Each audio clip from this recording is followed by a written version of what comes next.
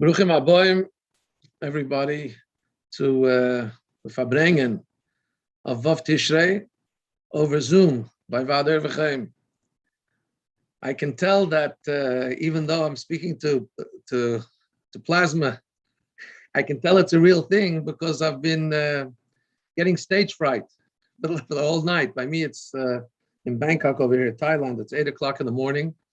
In New York, 7:70 time, 9 o'clock in the evening. But by me, all night, I'm getting the stage fright from going up on a big stage and speaking to Baruch Hashem, hundreds of people.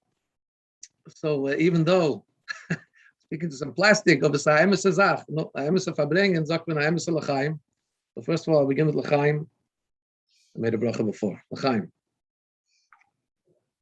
When it comes to a day of related to the Rebbe, so there's two inyanim. First of all, anything that relates to the Rebbe, you don't even have to know what it is. If it's dear and personal and relates to our Rebbe, so automatically it relates to us, and automatically it's not a regular day. Automatically it's a day that we're into, we want to be interested, and we change. It has some effect on us. Well, that's any single day, without even going into the details, without looking into what's the particular nuances and specifics of the day.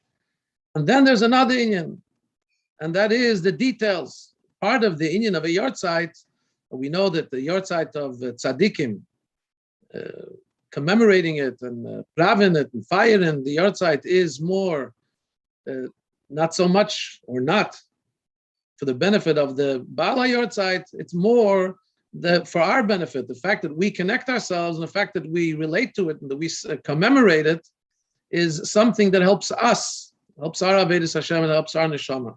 We're talking about the Rebbe's mother, so of course every chassid today is different, is impacted, especially those who, everybody today is by the Rebbe in some way, via the videos and via the audios and the Rebbe daven for the Amud on this day and so on and so forth. It's not a regular day. On the other hand, it behooves us to also get into the actual details of the day. Just like we know that mitzvahs, every mitzvah is identical. It's the Ratzon of Hashem. Doesn't matter what mitzvah you're doing. But still in all, we have all the individual mitzvahs, each one with their particular flavor. And part of the inyan of honoring the Yahrtzeit of the Rebbe's mother and fulfilling the Rebbe's directives is the Rebbe's kochin v'achai yiten eliboy. We have to take that which the Balas Yahrtzeit stood for and integrate it into making an impact into our life. And the first thing we have to know is to learn more about her. So we have the opportunity today, and the great kalkalosei zui takanosei, the problem of our tkufa is that we can't get together so much in person, but it's also one of the greatest things in the world, and that is you can hear from people all over the world and you can have access to information that usually you would have to physically be in a particular space to hear this information. But we have now an opportunity to hear about the Rebbetzin, about Rebbetzin Chana. Rebbetzin Chana is obviously somebody who people of my age certainly grew up with Chanas all over. I have a sister Chana Baruch Hashem, and I have a daughter Chana Baruch Hashem, I have a granddaughter Chana Baruch Hashem, I have a daughter-in-law Chana Baruch Hashem. So Chana is a name that's surrounding us all over the place. And of course, on such a day, we want to hear more of the details, those that remember the lifetime and interactions, personal interactions with Rebbetzin Chana. So we're going to open up first with going to a special family of Kohanim, the Friedman family, who actually lived in the same apartment building as Rebbetzin Chana, and therefore thereby automatically had interactions with her. And without further ado, we'll go to the oldest of the brothers, very, very well known and sought after speaker, and all ears are upon him, Rabbi Manis Friedman. I was hoping you'd leave me to the end. We grew up next door to the Rebbetsin. The Rebbetsin lived on President Street in the apartment building 1418. We lived on the corner right next door in the apartment building 1414. Today, those two apartment buildings are the dormitory for the Bachrim. So it retained its kedusha. The Rebbetsin would often, on the warmer, nicer days, she would stroll, take a little walk in front of the building on President Street and then around the corner on Kingston Avenue. I was terrified. I was a bar mitzvah boy, and the Rebbetsin was as scary as the Rebbe. To think of approaching her or was frightening. In fact, seeing how the Chassidim, who knew her back from Russia and so on, seeing how they were uncomfortable in her presence because of their respect for her. That told me that this is not somebody to take lightly. There were some Chassidim who lived also in 1418. Hendel Lieberman lived there. Getzel Rubashkin, I believe, lived there. Zalman Tybals lived there. And the way they treated the Rebbetsin told you everything you needed to know. But I do have one anecdote. The Rebbetsin was strolling in front of her apartment, and she related this incident. She said there were some Beis Yaakov girls walking down the street, and she overheard their conversation. One of them said, "You think it's going to rain tomorrow?" And this was Erev Sukkos. And the other one said, "No." So the first one asked, why do you think it's not going to rain? She said, because the Lubavitcher Rebbe sends people out with the lulav and the esrog and miftzah sukkah, so it's not going to rain because his shluchim are going to be in the street. And the Rebbetsin hears this, and of course, it gives her great nachas. One other occasion, when I was coming home from 770, the Rebbetsin was on Kingston Avenue, and there was a woman speaking to her rather loudly. The woman was not dressed in the most sneeze fashion, but she was speaking loudly, so I walked over behind the woman to see what's going on. The Rebbetsin looked over this woman's shoulder at me, looked me straight in the eye, and motioned like, "Shah, be quiet." The woman was saying, and I heard it very clearly, the woman was saying, "There's a great rabbi that lives here. I would love to see him and get his advice. Of course, I wouldn't come dressed like this." And the Rebbetsin was beaming. So I just minded my own business and continued going. The thing that we see, it wasn't that many years after the Rebbetsin arrived. We're talking in the 50s now, early 60s. If you take a look at the picture of the Rebbetsin sitting by the table when the Rebbe was in France to accompany her to New York, you see all the pain, all the torture. It's right there on her face. And then you look at the picture of the Rebbetsin a few years later. There are many, many sitting by a Neshei Chabad convention, by Lag BaOmer parade. The difference is unbelievable. The Rebbetsin is herself. Regal, calm, healthy looking. What a change. So the Rebbe's care, the Rebbe's attention, the Rebbe's was life-saving, life-saving. Every day the Rebbe came to see her. Every day of the year, without fail.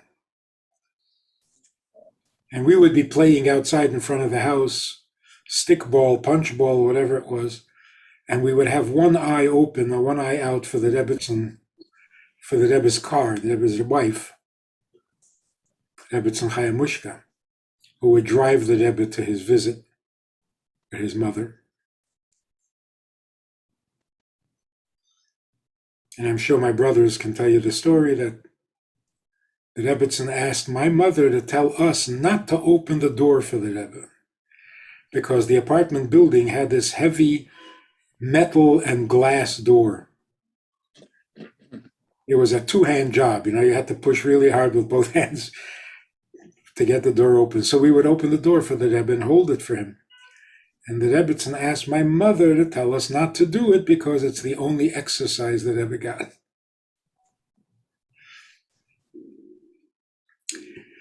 And one final thought on the subject.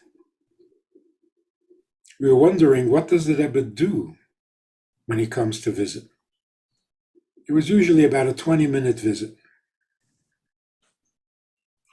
So we found out that in the summer, the Rebbe draws the drapes. And in the winter, the Rebbe serves tea.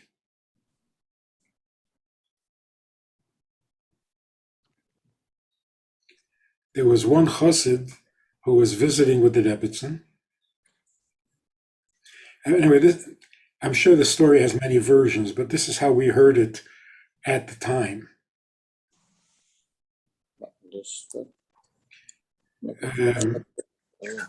One chassid was visiting with the Rebbetzin Chana, and the Rebbe walked in. So, of course, the normal procedure is when the Rebbe comes to visit, whoever was visiting would leave. This guy decided that he wants to, until he's asked to leave, he's not leaving. He was not asked to leave. The thing that he saw was that when the Rebbe got up to leave, after they were sitting at the dining room table, when the Rebbe got up to leave, he walked along the side of the table, straightening each chair as he walked out. Chassid was curious about that. So when the Rebbe had left, the Rebbetsin said to him, noticing his curiosity, since his bar mitzvah, the Rebbetsin said, since his bar mitzvah, he is careful never to turn his back on me. He thinks I don't know, so don't tell him. But that's why when he walks out, he walks sideways, making believe like he's straightening out the chairs because he doesn't want to turn his back on his mother. Recording in progress.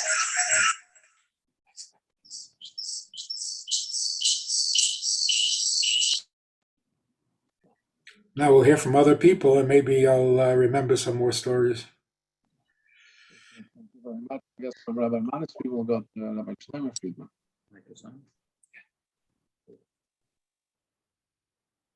Rabbi Shloime Friedman, you're on, I think. Your mic should be on. Hello, can you hear me? Yes. Very Loud and good. clear. Actually, Manis, I remember opening the door for the Rebbe when the Rebbe would come, and I don't remember ever stopping. So even as a little boy, I wasn't listening to what I was supposed to. Chassidim folgen nicht. At any rate, what I remember of the Rebbetzin also is that when she would stand in front of her building during the summer days when the weather was nice, just her standing there was so real. It was like, even as a child, you realize this is not your ordinary tenant in the building.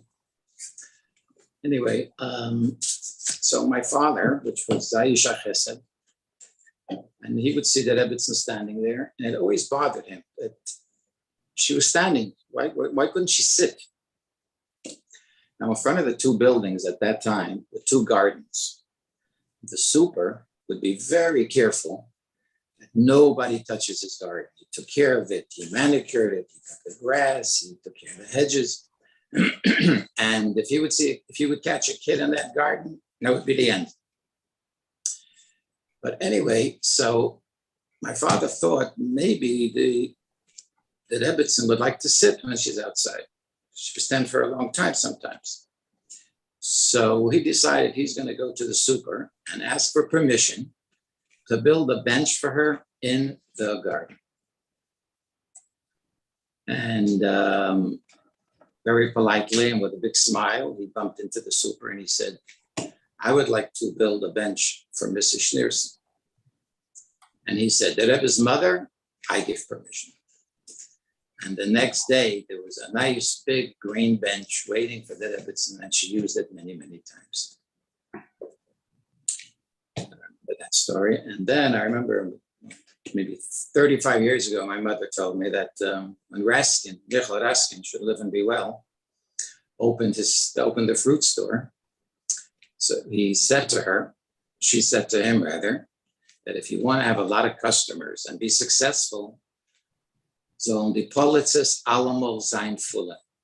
The shelves should always be full. If you'll keep the shelves full, you'll do well. And Baruch Hashem, the rest is history. So those are the two stories that I remember. And of course, all the singing that Avraham did, I'll leave that for Avraham to tell. And many other stories that he has to share. I heard that story about the shelves, that the Rebbetsin said it in the name of the Rebbe. Oh, really? It was a message from the Rebbe that when the shelves are full, customers are more attracted. It was right across the street, on the same corner, but across the street. Kingston and President, the fruit store. We're telling stories here, but yeah, that's could be used as a actionable item of lechatchila riber. You think if it's a little empty, it looks like the guy needs parnasa. Well, it's not going to be so successful. A full store attracts customers. Okay. It's the American way. In Russia, the shelves were always empty, and if there was one item left, you give an asimcha in shtetl. But this is America. Here you have to show full. Russia, if there was one item on the shelf, it was full. So that's how she do. Are we going over to Rebbe Avraham? Do you hear me? Can you see me? We hear you. There was a rumor, not a rumor. I don't want to go through the whole yichus of the story, but somebody was saying that the Rebbetsin said, "Et noch sein a großer singer." He's going to be a big singer one day about you. So first of all, Rabbi Cantor, Shalom Aleichem. Aleichem Shalom. Thank you for this distinct honor. I think this is a first to be on the panel with my esteemed brothers. This is a chiddush nifla. So thank you for that. So of all my brothers, I happen to have had the zchus to not only see the Rebbetsin, but to sing for the Rebbetsin. I was a young boy of 4 or 5, and the Mama Aleh Hashalom would go visit the Rebbetsin in her home. I don't know how that was arranged, but I guess it was done back then. And she would say, "Zing epis," and I would go sing behind the curtain because I was a young little shy boy. So I would sing from behind the curtain. And what I do remember is one time standing outside of 1418 on a sunny day, and she gave me a quarter. Rebbetzin Chana gave me a quarter. Back then, it was a lot of money. And I quickly ran to the toy store. Those who remember Popak's toy store on the corner of Union and Kingston and Union. And I bought a water gun. So unfortunately, I don't have the quarter or the water gun, but I'm sure that I used the water gun to spritz some people, some of my friends, or I got some good spritzes in. So that was a big schus to get a matbeya from Rebbetzin Chana. So out of Yom Kippur, you're asking forgiveness for spritzing them? Maybe, I don't remember who it was, but if it was, anybody remembers, Betach Mechila, yeah. I was sagt er Lachmaim to Heilen with the Hartem. You mentioned about being a zinger. So I actually verified the story a few hours ago. And the story goes as follows. Rebbetzin Chana was standing outside in front of 1418, speaking to an elder chassid, and a young girl who knew that Rebbetsin comes out from time to time and speaks to people. She would stand by the side and listen in. Some fascinating conversation, and she didn't mind. Rebbetzin Chana didn't mind. So this little girl overhears the following and sees the following. Rebbetzin Chana points with her hand up to the third floor, 1414, to our window, where we lived on apartment 3D, I think it was. And she says, Dorten, and the Friedman Mishpoche da a klein Ingele, und singt sehr schön, singt Hashvi'i Samecho und Mitzrayim gealtonu. I don't remember the exact lashon, but something to the effect as noch sein a zinger. And this little girl remembers it because it was surprising at the time. That's a broche, werden a zinger. So she remembers to this day that it was an unusual broche, unusual nevuah, that achsidische broche auswachsen a zinger. So all those who ask me, how did it all start? Now you know the rest of the story. This is all Rebbetzin Chana's fault. It's her bracha. It's her nevuah. And the only explanation that I have over the years, later on, having a kesher with the Rebbe and notifying him what I'm doing and where I'm singing, what songs I'm singing and the titles, and the Rebbe answering me, I would imagine it's only because, in addition to the fact that I was zoichet to be mahana, to bring hanoah to his mother, so the Rebbe took of his time to answer me and pay attention to me, and so to this day, this is a very humbling experience. This is all, I guess, on a silver platter. After Hoffenheim is always fit in the Shlichus. Gesundheit and Freilichkeit. No, don't you want to mention that when sometimes you sang from the window when the Rebbe passed by? The Rebbe would look up? There were times we knew exactly when the Rebbe was coming. So sometimes I would be my brothers and I would be at the window. We'd knock at the window. Or sometimes I'd be downstairs in front of 1414 and sing from downstairs. Rebbetzin Chana, Olav Hasholem, was once interviewed for the Kar Chabad. And I have this cut out and it's hanging in my home. Where Rebbetzin Chana says that Rebbe used to walk by to go visit his mother. When the Rebbe Avraham Friedman said dort stehen und singen, and the Rebbe would make with his hand to encourage the singing. So these are great schusim, Baruch Hashem. He would look up at the window and he would see you and he would go like this. Yeah, I once sang because you weren't there, so I was singing and the Rebbe went. Just kidding. Oh, I missed that. We do know from other chassidim that Rebbetzin Chana would stand outside and listen to our, because Baruch Hashem, from our home, it's like a klungens midas, especially on Shabbos and Yomim Tovim, people would come and listen to our zmidas, and the Rebbetzin would stand and have anoah from the Friedman Mishpacha, led by our father, Olav Hasholem, singing zmidas, Shabbos and Yom Tov. So we had a very special neighbor and a very special schus. Are there any particular zichreines that you have regarding, addressed to all the brothers, regarding this stalkos and living in the same building at that time? The shiva that took place there, if I remember correctly. Manis, you want to take that?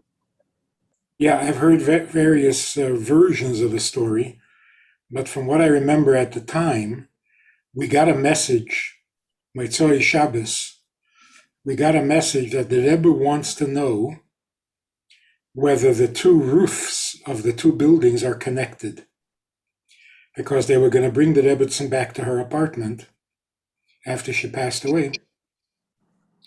And the Rebbe said to the attendants, find out whether the roofs are connected, because the Friedmans are Kayanim, and they won't be able to be in the house. So we all divided up, and all the boys went different places. And if I'm not mistaken, I ended up sleeping that night in the apartment, a new apartment of couple Bacher, who was still living in New York then before he moved back to South Africa. But that was, I think, the Loshen. Friedmans are Kayanim, they won't be able to be in the house if it's an attached roof.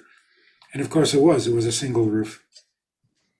So when did the Rebbe sit Shiva? In the house.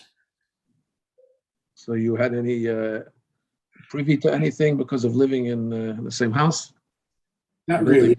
Everything was by Geudel. The Bachrim were let in for the minyanim by Geudel. But I stood outside watching all the different people coming from all the kreisen. Everybody came, everybody was there. Unfortunately, I was there when they took the Rebbetsin in the ambulance, and the Rebbe went with her. That was at the end, after the Farbrengen. Or the Farbrengen was stopped prematurely? Shabbos afternoon. Dr. Zelickson kept running in, bringing the Rebbe reports, updates. The next in Shul, Shabbos in Shul, Michael Zelickson was Farbrengen, and he had a lot of stories to share. Father was so involved. One thing he said was als a minig that the Rebbetsin used to do on Motzei Shabbos, als a guter minig, she would put on all the lights in the house, and she would say, La Yehudim hoysa eira. Motzei Shabbos darf sein lichtig in Stub.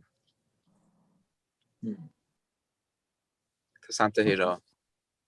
We all have the opposite. You know, the lights are on a whole Shabbos. As soon as Shabbos is over, we turn them all off. Exactly.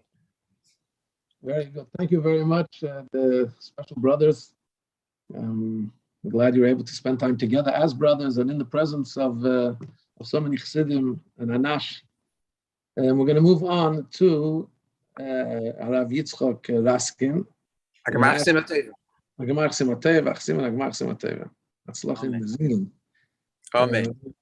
going to move on to Yitzchok Raskin, whose father, Rebbe Raskin had much to do with the Rebbetzin Chana, and also we're going to, of course, ask Rabbi Yitzchok to focus on a call to action, Achayit Nalibay, and Kiyad Hashem Ateva Olav in his own unique, special Varima style.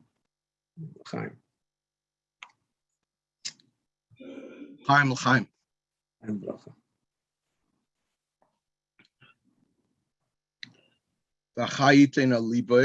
And we don't have only the words of our Rebbe, and a day like today gives us chizuk, miskashris.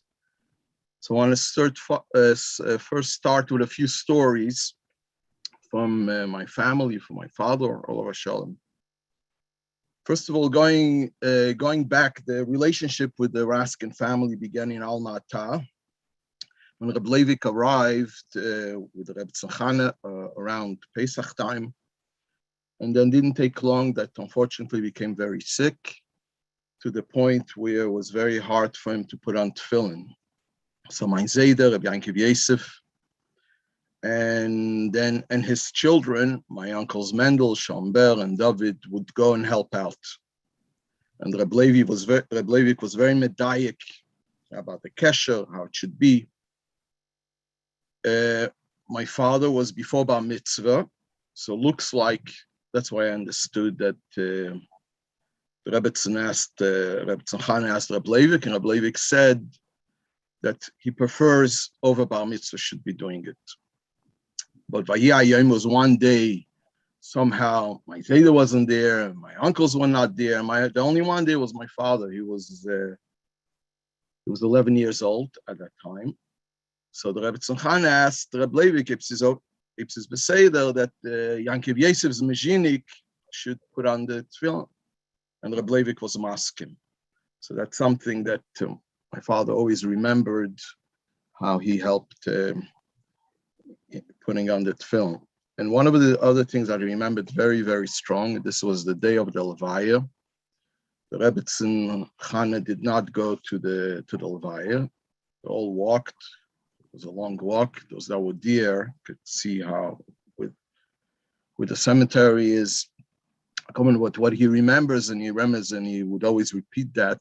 When the urn came out, Rebbetzin Chana said, "Größer Mensch, ein Wemen hast du mir gelassen." Important person, big, on who did you leave me? And she repeated that quite a few times. There is later on, and this is after my Zaydi Yankov Yosef came to Eretz Yisrael. There's quite a few letters back and forth between the Rebbetzin Chana and my Zaydi. And it's interesting, after Tafshin Yud, and I saw the first letter that I saw, but I know it existed before, is in Tafshin Yud Beis. He kept on writing to the Rebbetzin Chana, Eim HaMelech, the mother of the queen, Bedushas Rabbeinu Shlita. And she once told him that she loved that title, Eim HaMelech. Now, from the first Bachrim that came to America from Eretz Yisrael was my father. Talking after Yitzchak right away was Rabbi Yoel and Singari, but it was 1 or 2, 3 years till Bachrim started to travel. But the Rebbe was very much against that the Bachrim should come. So my father kept on asking, trying to arrange, and always the Rebbe would say that he needs to stay. So there's an interesting letter that Tafshin Yud Gimel, Teskis of Tafshin Yud Gimel, a long letter that the Rebbe writes to my father. And one of the things that he tells him that you need to stay in Lud, there's so much to do there. And despite this, he keep on asking, and Vishal Gamkein Ba'akifim, and you found other ways, bederech shelei al derech haragil, not in the right way, how to get that I should be able to come, that he should be able to come. And if I continue with the letter, that was a hint, and my father told me that that's what it was, that he enlisted my grandfather, Yankov Yosef, that he should write to Rebbetzin Chana. I have my son wants so much to come see the Rebbe, and please see what you could do. So the Rebbe writes, after the whole chelik that the Rebbe really gives it to him, then comes the second half of the letter, and the Rebbe writes to him. There's a very interesting, powerful paragraph. Hare yodua sheyeshne gamkin derech aveda the dochak v'nichnas. There's also such a thing that you could push your way in and come in. So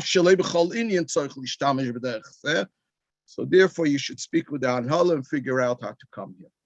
So he always credited the dochak v'nichnas. This thanks to the Rebbetzin Chana that was mishtadel that he should have the permission to come. When he arrived, so my uncle Reb David was already here, and Reb David right away introduced him, brought him to the Rebbetzin Chana, and they were going quite a few times. One of the things was an interesting story was V'dikas Chametz Tafshin Yudaled. There was a few bachim that were involved with V'dikas Chametz. I know was my uncle David and my father, and there was another bacher that I don't remember who their name was. And while they're in the middle of V'dikas Chametz, the Rebbe comes.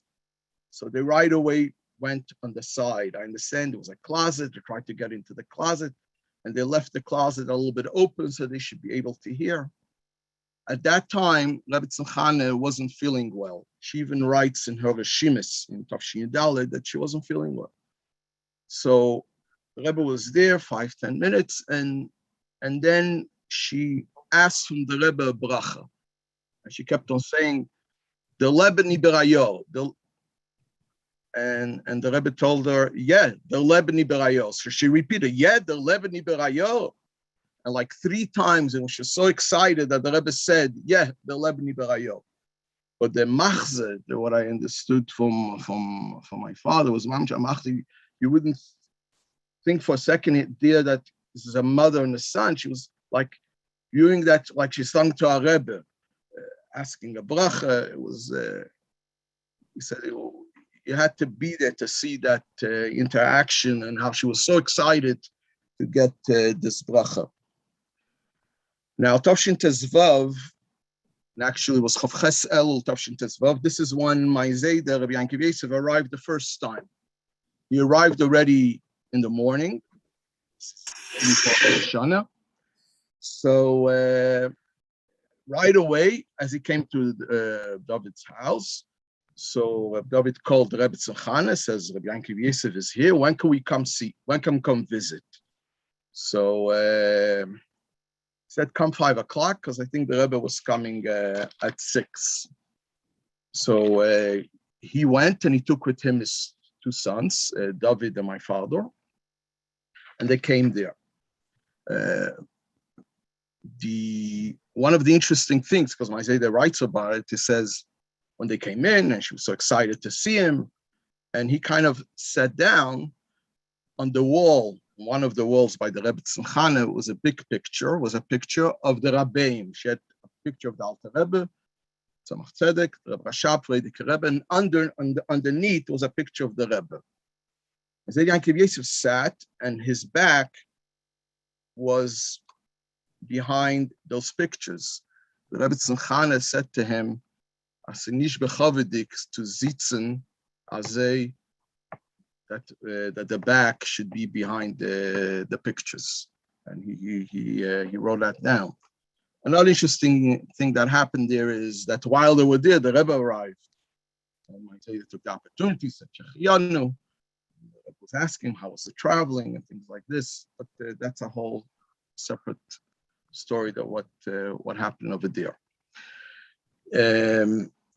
There's an interesting letter that we see the yachas, the very strong yachas, and this was in Tavshin Yudches. I'm going in like a little bit in the order of the years here. With the Rebbetzin Chana writes to my Zayda, and as I said, there was quite a few times that she writes. So she writes to him, your children, David and Leib, I see all the time. The letter is dated Gimel Menachemov Tavshin Yudches. Then she writes, these days your son Leib went on Shlichus, America's Shlichus. He should be successful. And she writes right away when he arrived, he sent me a telegram that he arrived and everything is okay. But then comes a very interesting line that shows the deep kesher of it. It says like this: "B'chodesh Av ani tamid chosheves ala yedidim shehayu imanu az." When comes the month of Av, I always think about the good friends that were with us in Almata. Yogin schusei baili zal, the schus of my husband should protect. V'yach tov lekulanu b'seich klal Yisrael. Later on, when one more interesting thought that my father repeats it, l'chaim, l'chaim. This was Simchas Torah Tavshin Chaf. I've heard the story being repeated by different people where they say that the story was 6 a.m., but it was not 6 a.m., it was 8 a.m. So my father came in, for whatever reason, he came in to see the Rebbetsin before davening, and she asked him, was his Givan Del Nigan? What was the song? My father said, Rachmana De'ani, but he didn't know the song yet. I'm trying to, because it was a fresh new song. But she, with a great excitement, says, this is my Taten's Nigan. That's her father's song, and she knew exactly the song Rachmana De'ani. When after my father or my mother, they went to Morocco. So my father, the Rebbetzin Chana would always send, when I was born, she sent money. And then when my brother Mendel, she also sent something. She also sent the money. And it's interesting, this is what my father told me, that when I was born, she sent money. She says, buy him a shas. So we always had I don't remember what the amount of the money was, but it was a little shas in our house that we used to call it the Rebbetzin Chana shas. Interesting enough that I have here a copy of an actual check that later on, this is dated March 5th, 63. This is Tes Adel, Tafshin Chav Gimel. And I don't know if you could see here. So you could see the Rebbetzin's name, and under it is the Rebbe's name. And then she wrote Rabbi L. Raskin and $20. She gave it to my uncle David. And what I understand, if I remember a little bit what also my father told me, this was before Purim, that he sent it to your brother that he should buy some presents for his children. And in this, where I seen this Czech rabbi, it reminds me of a very interesting story that the first time that my father came, as you know, the Seder was, he could only travel every 2 years. My father actually wrote to the Rebbe, he arrived Tafshin Chaf, Yisrochag, Tafshin Chaf, already for Tishrei Tafshin Chaf Aleph, is writing to the Rebbe, I want to come. And the Rebbe says, it's nicht the Seder, you have to wait for your turn. So actually he arrived for Tishrei Chaf Beis. And when he arrived at Tishrei Chaf Beis, there's two interesting stories. One is, first thing is, he went in on Yechidus. That time you would go in 2 times. When you go in, when you arrive, and then when you leave. So the Rebbe asked him if he has a picture of his family. I think then there was basically just one child, it was me. My father prepared a picture, but he prepared a picture, he brought with him a picture, but he prepared to give it to the Rebbetsin. So for a second there, he was a little, what the Rebbe asked, so he took it out and he gave it to the Rebbe. The next day, when he went to visit the Rebbetsin, guess what? The picture was right there, sitting by him. Now, when my father walked into the Rebbetsin, this is the first time coming back as a Shliach. So the Rebbetzin Chana tells him, "Vos machtir," plural. How are you? Till now, always was machstu. So my father said, "What's this? What's das? Ich bin ein kleiner Engel. Was mit amol? Was machtir?" English. Translate. Can you translate that? Just yeah. So what? I'm a small. I'm a child. I'm a nothing. What he's saying in plural. How are you? So she said as follows. Now you're a shliach. And I'm simply going to tell the lashon that my father remembered. It says, now you're a shliach. That's a whole different story. But the lashon she says, this is my father would always emphasize. She said, you're a shliach from dem Zun the Rebbe. You're the shliach from the son, the Rebbe. And he remembers those words very strong. In other words, but that was till now, okay, you used to come in, you were a kid from Almata and all these things. Now it's a whole different story. Now you are a shliach. So, and it's interesting, my father always looked on it that his turn, because he came Chav Beis, he came Chav Daled, and happens to be that Tafshin Chafei, one of the other shluchim in Morocco, was supposed to come. Something happened that they canceled their traveling. So this shliach, went over to my father and he says, "You could take my place." So my father went for Tafshin Chafei, and he was there when Vov Tishrei and all that. So l'chaim. I made try to. A little point from some of the years, because I think what's important is we look on the years of the Farbrengens, Baruch Hashem, so many Farbrengens that was Vov Tishrei, beginning from Tafshin Chavav and going on. And I want to mention something interesting that we see. The first thing what the Rebbe did, besides what went on by Yechidus, by sitting Shiva, is when he got up from Shiva, was right before Kol Nidre. So it's interesting that year, even the Anash also had the bracha not in the afternoon, like usually 3 o'clock in the afternoon, was in the evening.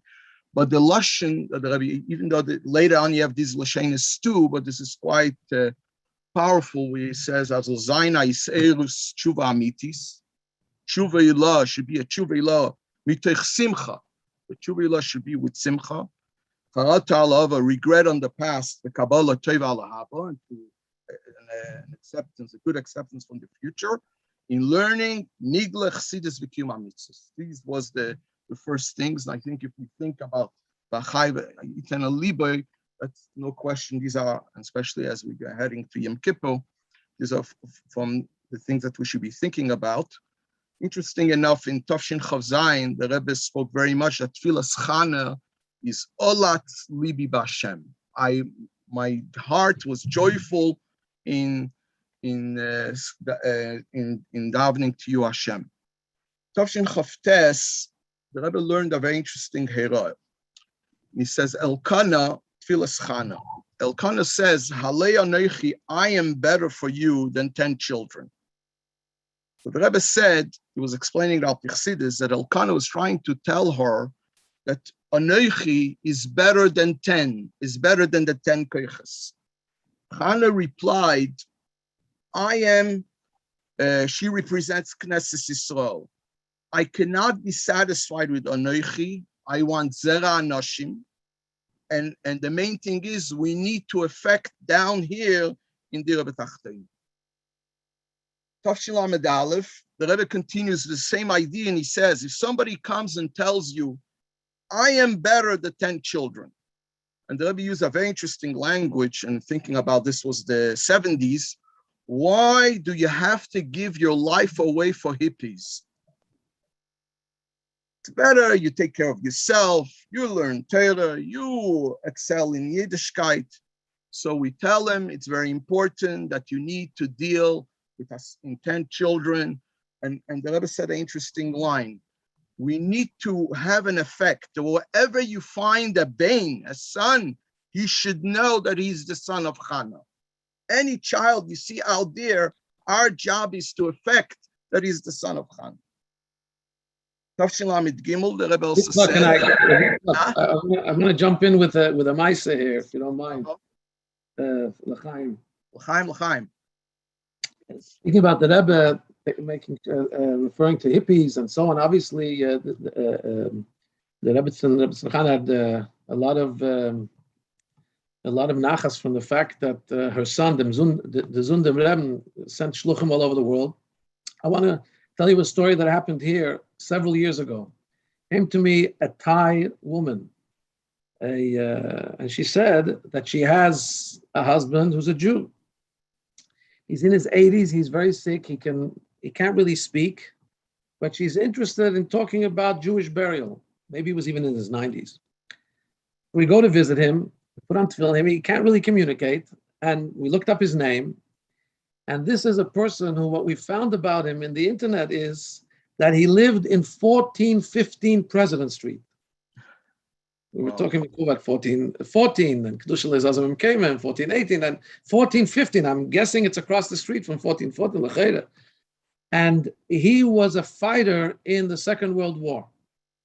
And there's a quote from him, you'll excuse the language, there's a quote from him, Chester Davis was his name. There's a quote from him that he was bombing the Germans over Holland, I think, and he says, I bombed the hell out of the Germans. Those are the Lashons quoted in the newspaper from back then. Turned out that he was married, he had children, and then somehow he wandered and landed up in Thailand. And maybe even less than 3 years ago, 4 years ago, he was taka nifter. And just a year or two before that, his local family here had made kesher with us. And Baruch Hashem, he came to Kevi Yisrael. He was Chaver Kadishir, his Tmimim, Shluchim. And he came to Kevi Yisrael. He was buried like a year with a minyan, with Kaddish, with all the inyanim. What sticks in my head is he was in the 40s. He was living in 1415 President Street. Possible, he was across the street from Rebbetzin Chana. Somehow, that Zera Anoshim, those hippies, and he wandered very, very, very far.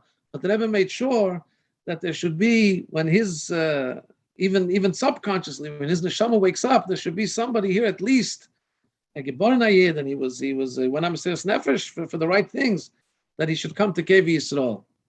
I think, Rabbi Yitzchok, I think you still have a few more heroes. So it's going to be. I'm going to just finish up with two things here, because it's an interesting point. Tav Shalom Adal, the Rebbe says that when after Shmuel was born, so the Rebbe said a very interesting point. Instead of hiring a babysitter and to go up to Yerushalayim together with her husband, she stayed with Shmuel. And because of that Mesiras Nefesh, later on, she was able to give him to Hashem. So the Rebbe says the hero is that bringing up the children is something very important, and it's even more important, milirois espnei Hashem Elikov. It's more important even to see Hashem Elikov. And one final thing is, the Rebbe said a few times, we learned the Rebbetzin Chana in hard times, she went in Gullus with her husband, and not like those who were trying to advise, the Rebbe said, those who were trying to advise that she should stay and just sent Bekalach. And the Rebbe said the lesson is for all of us how we have to conduct ourselves in an Eufen von Ave ve'achve and Shalom ve'reus when it comes amongst spouses. L'chaim, the Eibusha will help in that we should be able to strengthen ourselves in Hiskashris and Baruch Hashem. There's all these Maimorim just came out from Lahak, the Sefer Maimorim of Rosh Hashanah, Shabbos Shuvah. There's a lot of Maimorim there, Vov Tishrei. Plus, there is the project of Likutei Sichos. There's so much that we could do, and the Eibusha will help. B'kol of Mamish Zeicha Zayin Zayin mit Rebbe Dola Mato. L'chaim. Thank you, Rabbi Raskin. That was like a multivitamin. That was all the heroes with so many different inyanim. Each one can be a Farbrengen in its own right. So the Elam will be mamshich. Each place in their house. There's many nuggets for development and thought there. Thank you very much. Rabbi Yitzchok Raskin was talking about the Almata and the help that his family gave, particularly to Rav Rebbe Yitzchok. And we heard before from the Friedman family, who Be'ikr were involved with Rebbetzin Chana. They live in the same apartment house in 1418. And Rabbi Avraham Fried said that he feels that the answers, special answers he got from the Rebbe regarding his singing and the songs and so on, is because of the Nachas Ruach he was given to the Rebbe's mother. And therefore the Rebbe had took special time for him to also respond to him in kind. And we know that this was something we saw at the Rebbe, whoever helped his parents, the Rebbe had a very special yachas to them, and this expressed itself in many ways. So between Almata and Brooklyn, there was some other tkufas. One of those tkufas was when Rebbetzin Chana went out of Russia and came to where they were in a displaced person camp in Poking. And one of those who had a great schus to be together and help Rebbetzin Chana at that time was at the time, she was she's the mother of my shver. My shver is here on the screen with me, Rabbi Zalman Schmukler.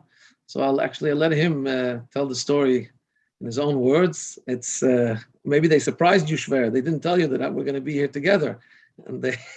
But I did know. When they told me to come up here, I saw the picture of the shver, and Baruch Hashem, there's Ava v'achva Shalom v'reus, and it's a big schus for me to be on the same screen, many thousands of kilometers away, begashmius, but very close in spirit. So shver, take it away. It's yours. The mic is yours. Okay. Guten Abend. Welche Sachen nicht in allem, ich mache sie mit Teve, schon mit Teve Sukkah und die Gule, na. That one you could say in Yiddish and Hebrew, but Mitzvah now the Elam is there's a big Elam here that understands mainly English. Mainly English, okay. What I'm going to tell is I don't remember all details, so I skipped many details, but in general, a general picture. When the Rebbetsin Chana was in Poking in Germany, So if I can recall, her room, there was a barracks, her room was the last room in the barrack, and my mother's room was right across, also the last room, and there was a passage in between. It was like a cubicle. It was a little room. Can hardly put two beds there.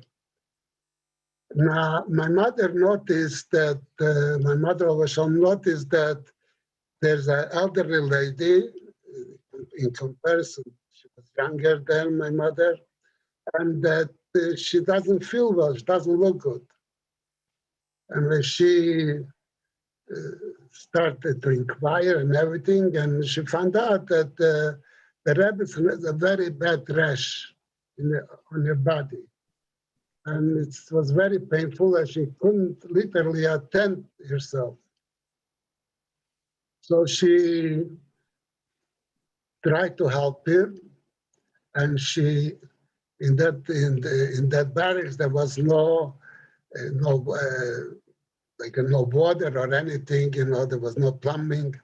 So she used to bring water and wash it around, and then put cream all over, different creams, and then also to try to help her, with food, to cook for her and whatever she needed, and also try to get extra nourishment for her to build up her health. And this was a period of a few weeks that she attended to her fully. And it's understandable that her gratitude and the love she showed out to my mother was very, very, let's say, very deep. And to such extent, she called my mother my Tochterke, my daughter. And this was a relationship till the Rebbetzin Chana left walking, and she went to Paris, and then the Rebbe came to take it back to New York. And for a period of six years, the Tovshin Yud Gimel, there was no contact. Now, being in walking, coming out from Russia, everything was kept very secretive. And in actuality, my mother didn't even know that this woman has a relationship with the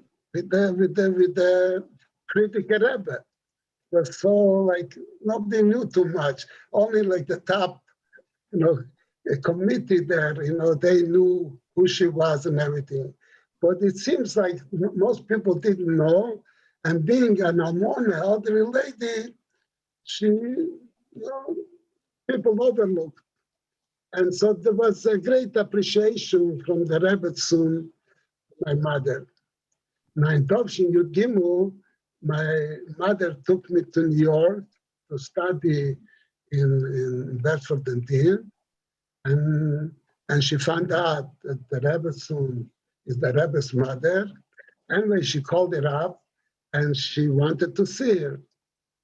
So she made an appointment, and I believe it was for 6 o'clock in the evening. So my mother told one of her friends that 6 o'clock, she's going to meet the Rebbetsin. So the friend tells her, do not be mistaken. At 6 o'clock is when the Rebbe comes to visit her. So she calls again the Rebbetsin, and to verify, and said that she's not sure if the Rebbetsin, said 6 o'clock.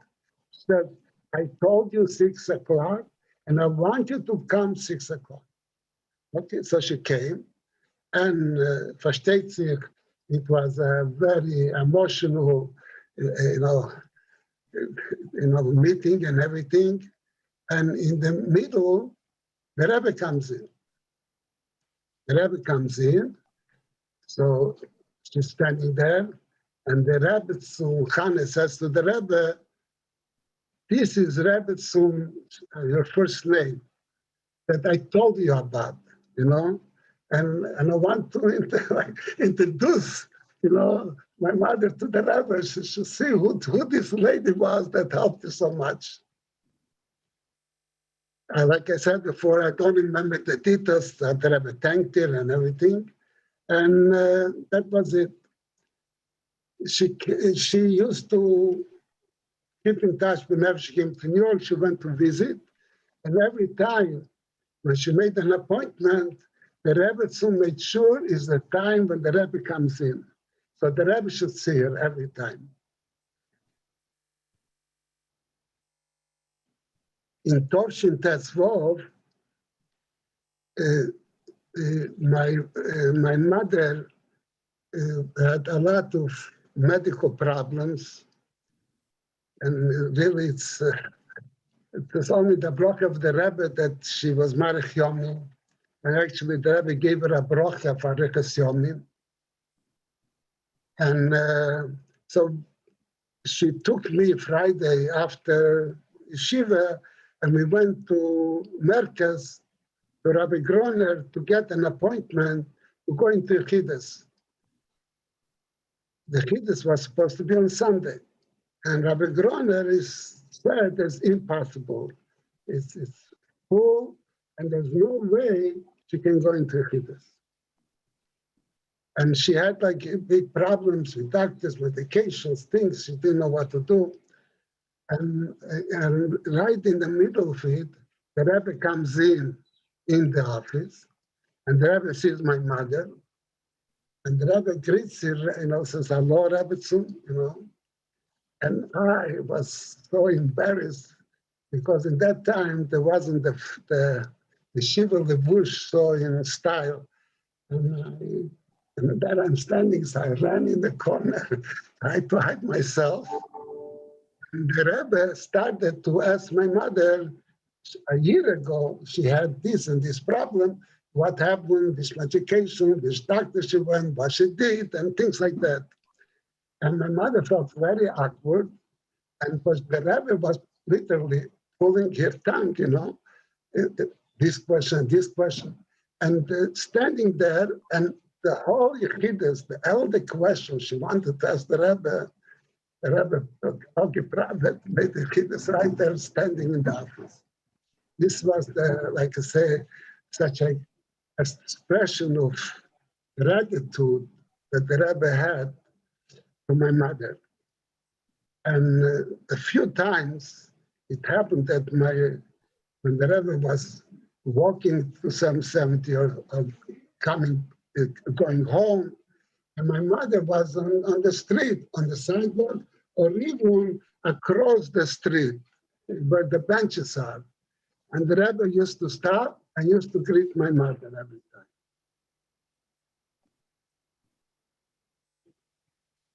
In Tovshin Chov Gimel, I became a chassan. So my mother wanted I should get the bracha from the Rebbetzin Chana.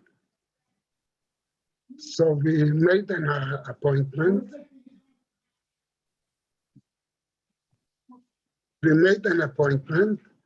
And we went in, and like I said before, she always made the appointment in the time when the Rebbe comes to visit her.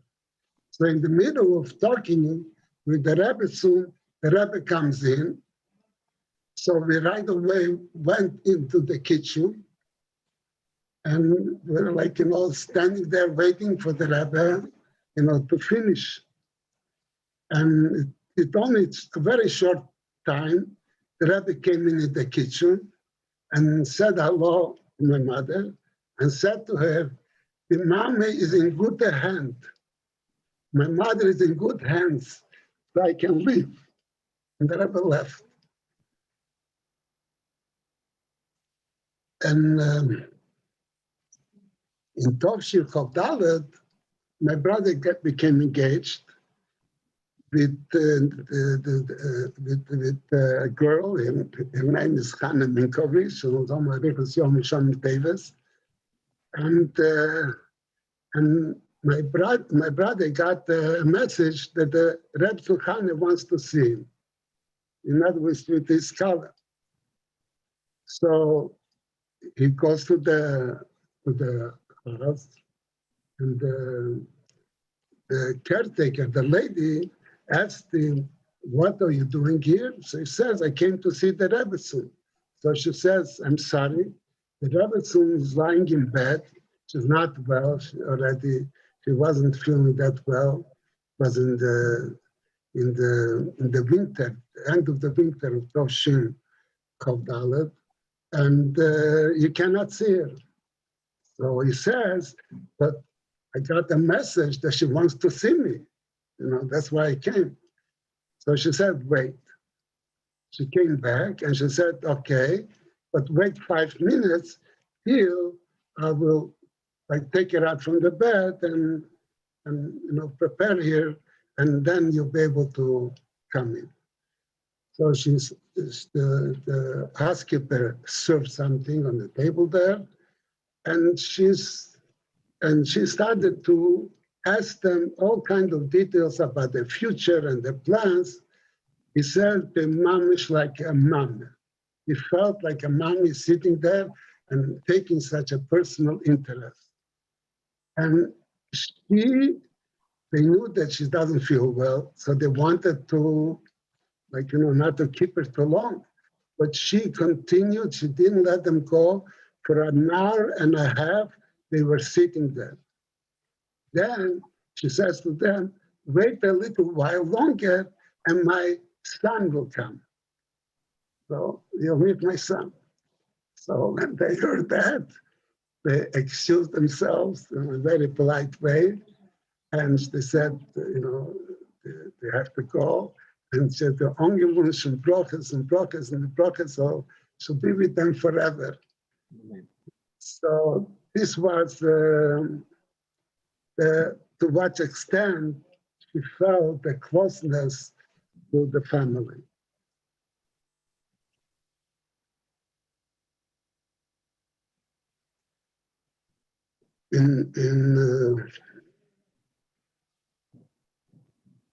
When the Rebbetsin was nostalgic, so it so happened that my mother was in the house, and the Rebbe came in the house and he saw my mother. So the Rebbe turned to my mother and he says, "Ihr Bettag," I don't remember what expression he used, "you're a friend," or whatever, and that you should take and get involved in the preparations for my mother. The Rebbe very seriously wanted it to be take part in it. So there was a deep connection.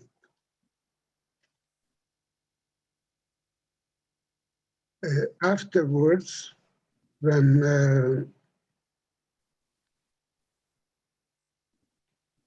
Rabbi Chaikin was Sholem, my stepfather, it's hard for me to say my stepfather because I feel he was like a father, a real father, and I loved him like a father. So when he was nifter, so a while later, I don't remember, 2 months, 3 months later, my mother went into Chidus. And she went into Chidus, she started to cry, and the Rebbe started to cry. And my mother told me the Rebbe, Poshet, literally broke down. She didn't know what to do, how to comfort the Rebbe, in other words, to tell the Rebbe that, it's not so terrible, it's painful to see how much Poshet the Rebbe was, the mom is crying, unbelievable. Now, another episode that I recall is that after Rabbi Chaikin was nifter, the Rebbe used to send in every Yom Tov a check to my mother. Now that check, she was able to use it But more than the money was that the Rebbe is thinking about her. Because Le'aleinu, nobody should know that especially a woman, when she loses her partner, when it comes a Shabbos or especially a Yom Tov, you feel the loneliness, the emptiness in the house, and you really feel the pain. Instead of a Yom Tov, it is right there at the Hepech from a Yom Tov. So by that, the Rebbe used to send her every Yom Tov a check. She felt that the Rebbe is with her. The Rebbe is thinking about her. And that really gave her the strength, every Yom Tov to be able to go through with it. Because in the weekdays, you work, you're busy, you don't think so much. But in the Yom Tov, it's very, very hard. So This is all because of basically what you're saying is this is all because of the help that your mother gave. That's what I assume. That's what I assume. Now, when I saw what the Rebbe was doing, it taught me a lesson. I tried to be a good son. And I saw that, when people think about you, it lifts you up, it gives you strength. So what I did was I used to take cash and put in an envelope. And from time to time, I used to put in the mailbox. So she should think that people were thinking about her, So that was a lesson that Rebbe taught me in kibbutz, that how much you have to think, about the way your mother feels.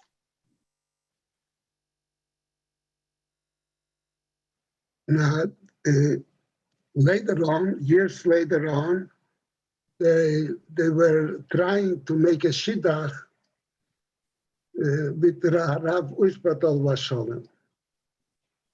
And my mother didn't want to hear about it because, she had already, she lost her first husband, when she was, I believe she was like 20, she was 22. And then she lost Le'aleinu Rabbi Chaikin, and she said, it's enough. But it seems that some people had written to the Rebbe, and I believe Rav Buket of Vasholem, that was a very close friend of Rabbi Ushbal, he got very involved, and he tried to make the shidduch. So one time when my mother went into Chiddush, the Rebbe started to speak about the shidduch. And my mother she's not interested in getting married. So the Rebbe started to praise Rav Ushbal Vasholem by saying that he's a wonderful man, a wonderful character. And the Rebbe says, I'm telling you, you're going to be happy. Like this, the person trying to persuade her to what my mother, was like, she wasn't persuaded. So the Rebbe says to her like that, Rebbetsin, ich bete euch wie ein guter Freund. I'm asking you like a good friend, but if you're not going to listen, then I will tell you. In other words, he knew that my mother, the Rebbe would tell her to do something, she would do it no matter what. But the Rebbe said, I'm asking you like a good friend. And if you're not going to listen, then I'm going to tell you. So that was the extent that the Rebbe was involved, and I felt this was the gratitude, for what my mother did. By the way, I want to mention also about Rav Ushbal that I think it's has a very profound lesson to some people like that. They should never need it, but that it can be used. When Rav Ushbald of Sholem lost his first wife, I believe he was married for over 30 years. So after Shleishim, the end of Shleishim, he went into the Rebbe. And the Rebbe said to him that he should think about the Shidduch. So Rav Ushbald of Sholem told me that he was in such a shock. He says, if he wasn't a chassid, he says, he doesn't know what he would have told the Rebbe. He says, how can you tell somebody at the end of Shleishim, we live with the wife for over 30 years, forget about it, get married. I mean, he looked on the Rebbe like in shock. The Rebbe, saw the way, his reaction. And the Rebbe said to him very earnest, and he said like that, when a neshama leaves this world, it leaves all the trapping, the ego and the selfishness and all these things is all gone. It's a pure neshama.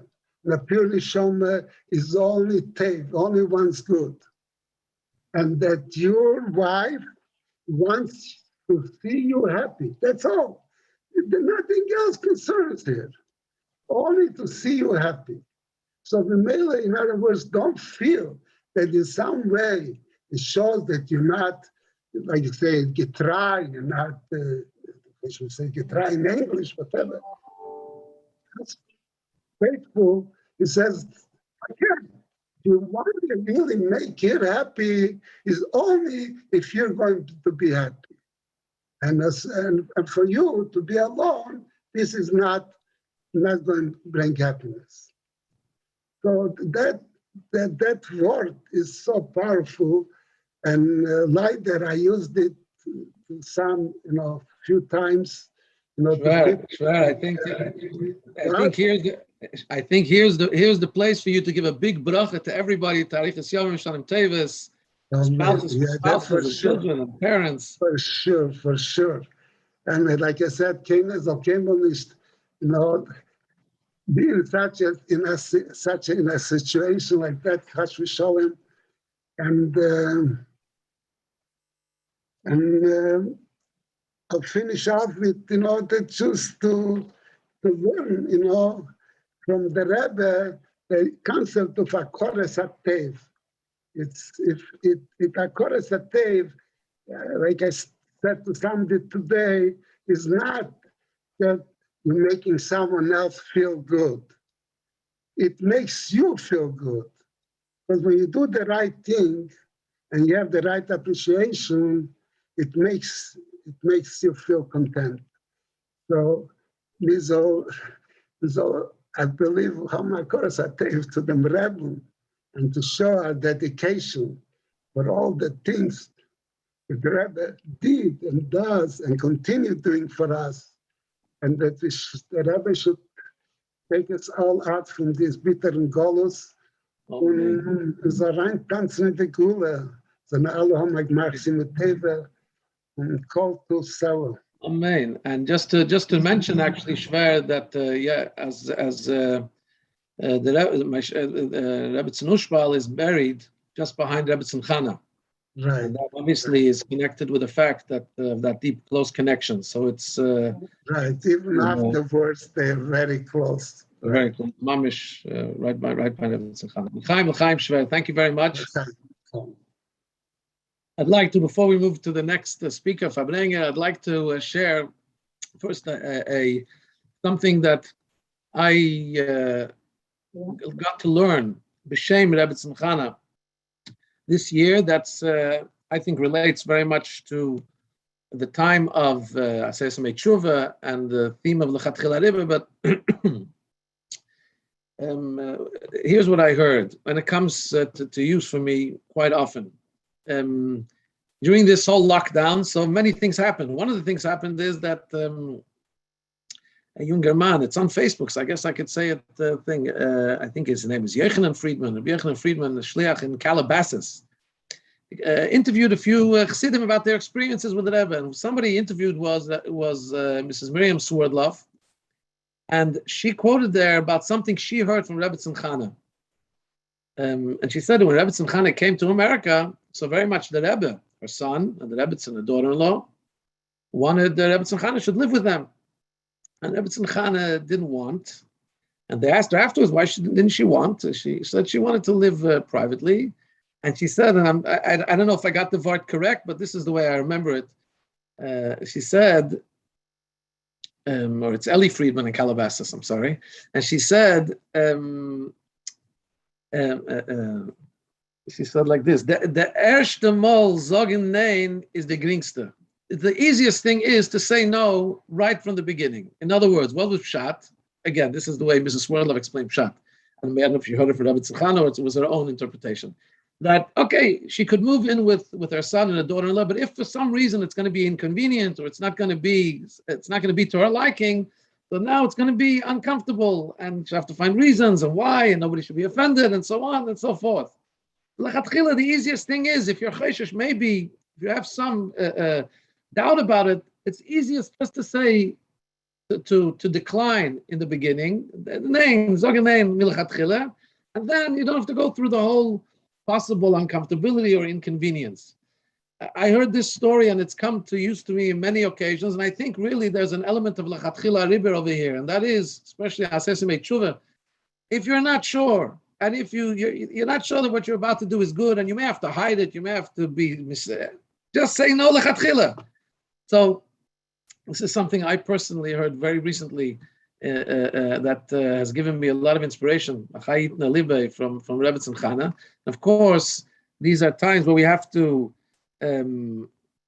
These are times where we have to focus on what the Rebbe said. We learn from her name, Chana, the 3 special mitzvahs associated with women. So it's a time to strengthen ourselves in fulfillment of the mitzvahs and in helping others do the mitzvah of adlokas haner and of ta'as hamishpacha and of kashrus.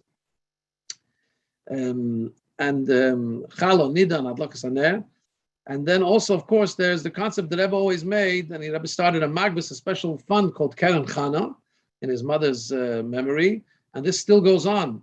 There's today, though, however, where there's a cashless world, so it's very easy. It's magbis.org, magbis.org. There's a magbis of Keren Chana, and this everybody can participate in the tzedakah that the Rebbe started in memory of his mother.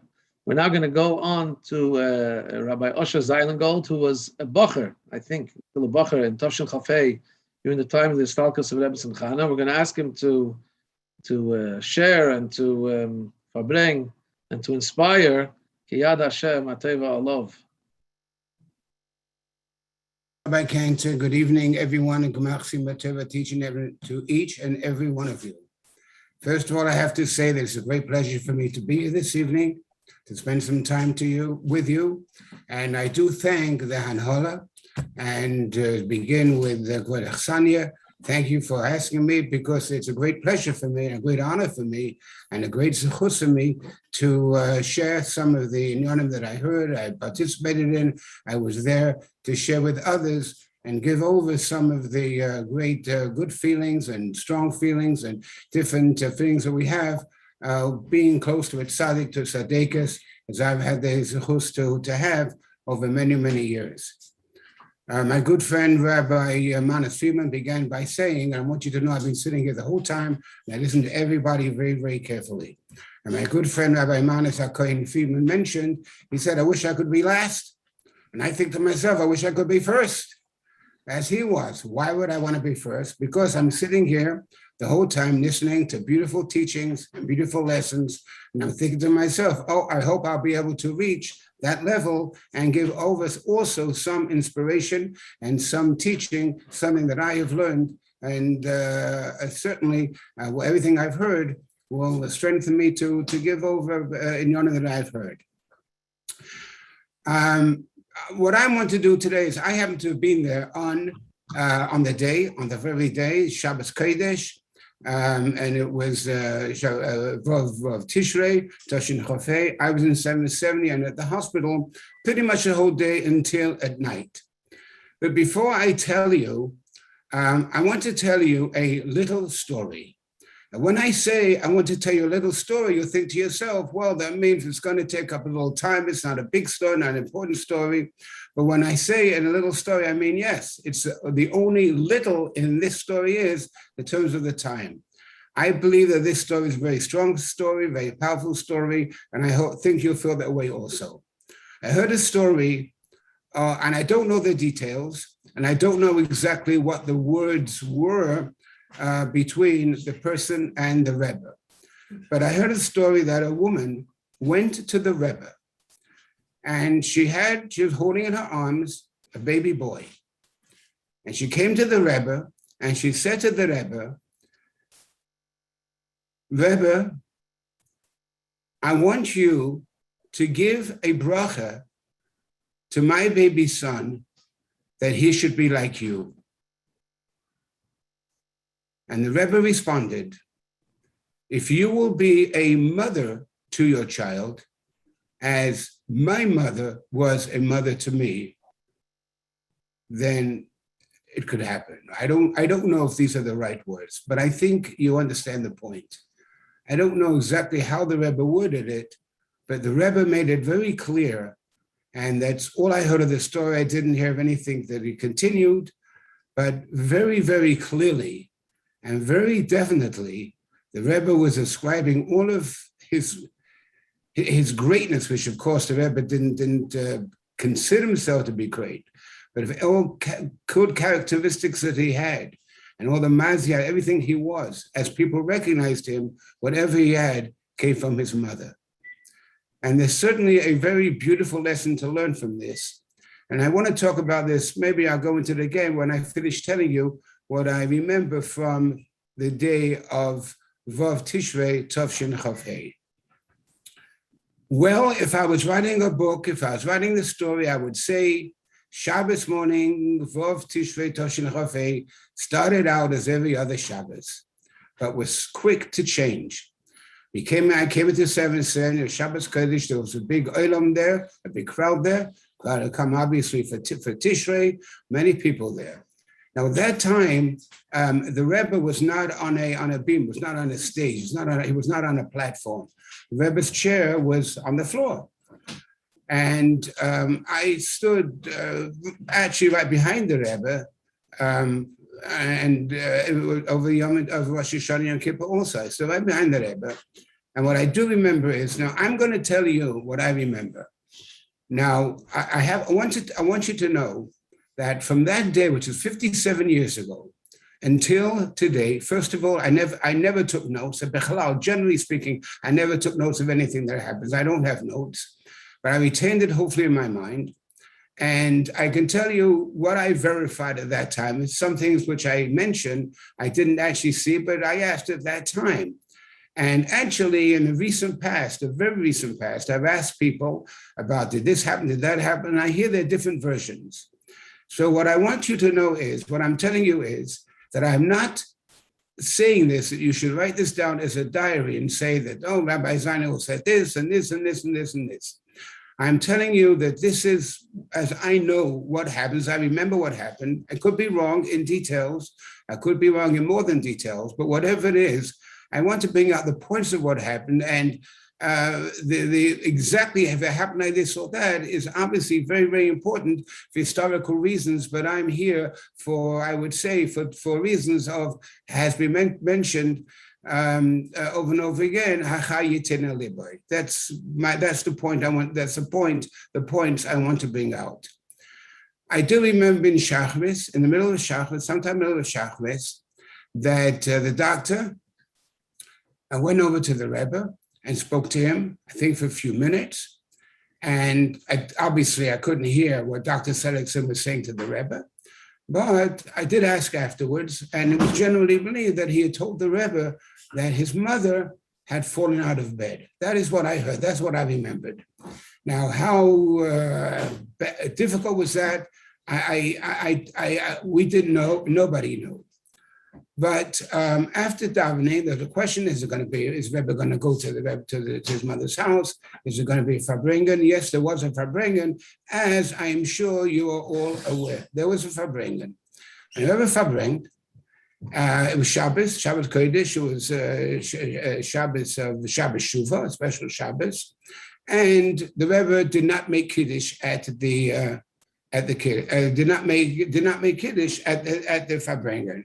And as I'm sure you all know, the Rebbe did not make Kiddush that entire day. He actually fasted the entire day. I'll come to that. And we thought it was not in those times. The Rebbe, generally speaking, did not make Kiddush. And Shabbos Vechom didn't make Kiddush, but there were, of course, many Shabbosim when he did make Kiddush. And I don't remember anybody being very surprised. Oh, he's not making Kiddush. He didn't make Kiddush. And I do remember that as the Farbrengen proceeded, as it continued, Dr. Selzer went over to the Rebbe and spoke to him. And I obviously I didn't hear it, but people were saying, "Oh, this is what the Rebbe said to Dr. Selzer, and this is what Dr. Selzer said to the Rebbe." And I said, "Oh, he just told the Rebbe, well, what's the situation with his mother?" And I certainly don't know what it was, and I really had no interest in knowing what the situation was. But the Rebbe did tell Dr. Selzer, as far as I remember, or as I was told over there, the Rebbe told him to say l'chaim, that he, Dr. Selzer, should say l'chaim for his mother, for the Rebbe's mother.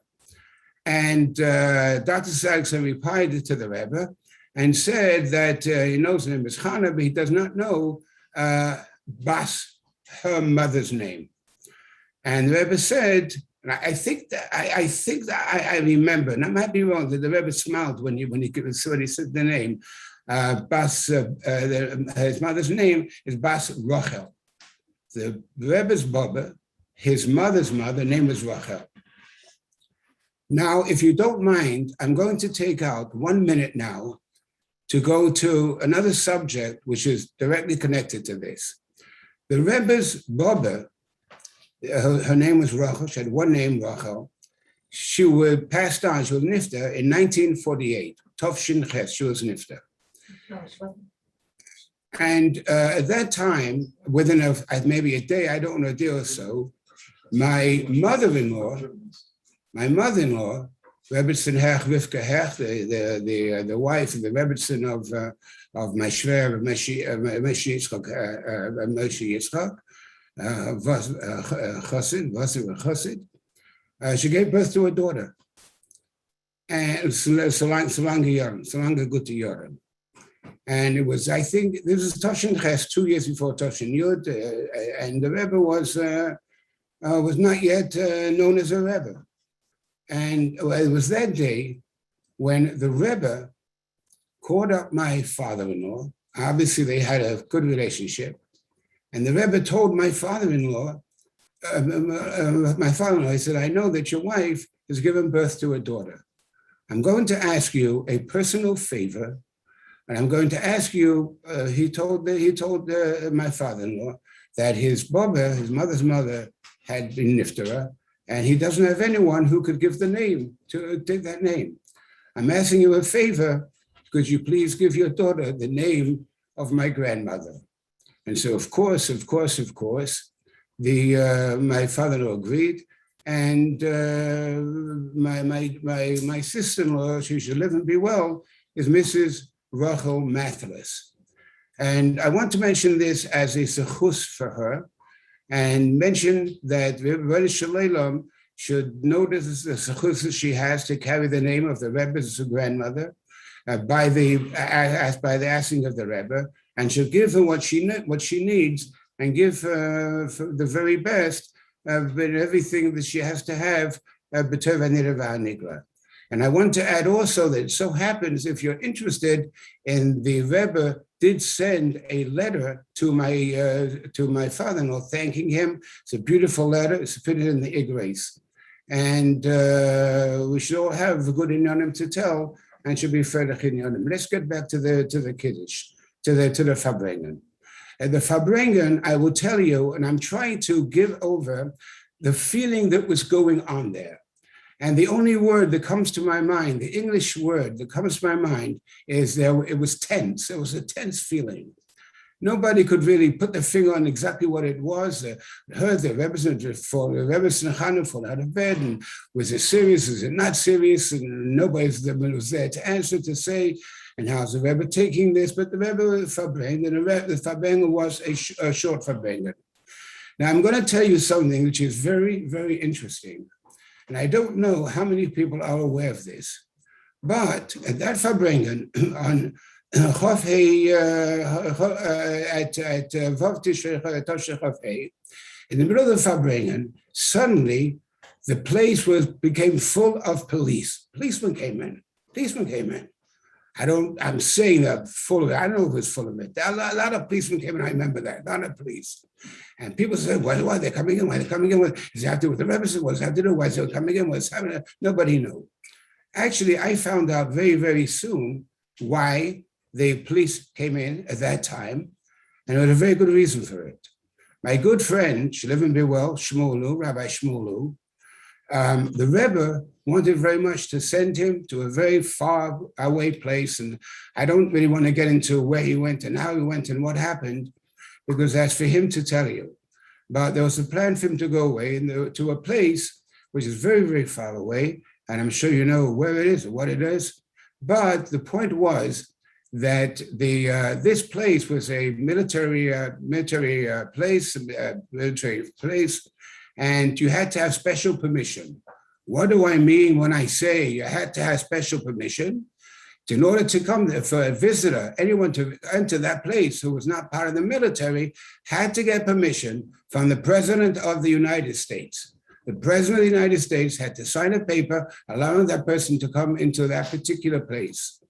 And I happen to have found out that the Rebbe we had to find somebody who could get to the President of the United States, who was President Johnson, to get permission for Rabbi Lou, for Shmuel Lou to go to that particular place. And there was a difficulty doing it, but it so happens that I do happen to know who was able to do it. There was one person able to reach the president, reach somebody close to the president, get to him, but that's not the story I'm telling now. I want to tell the story of what happened at the Farbrengen.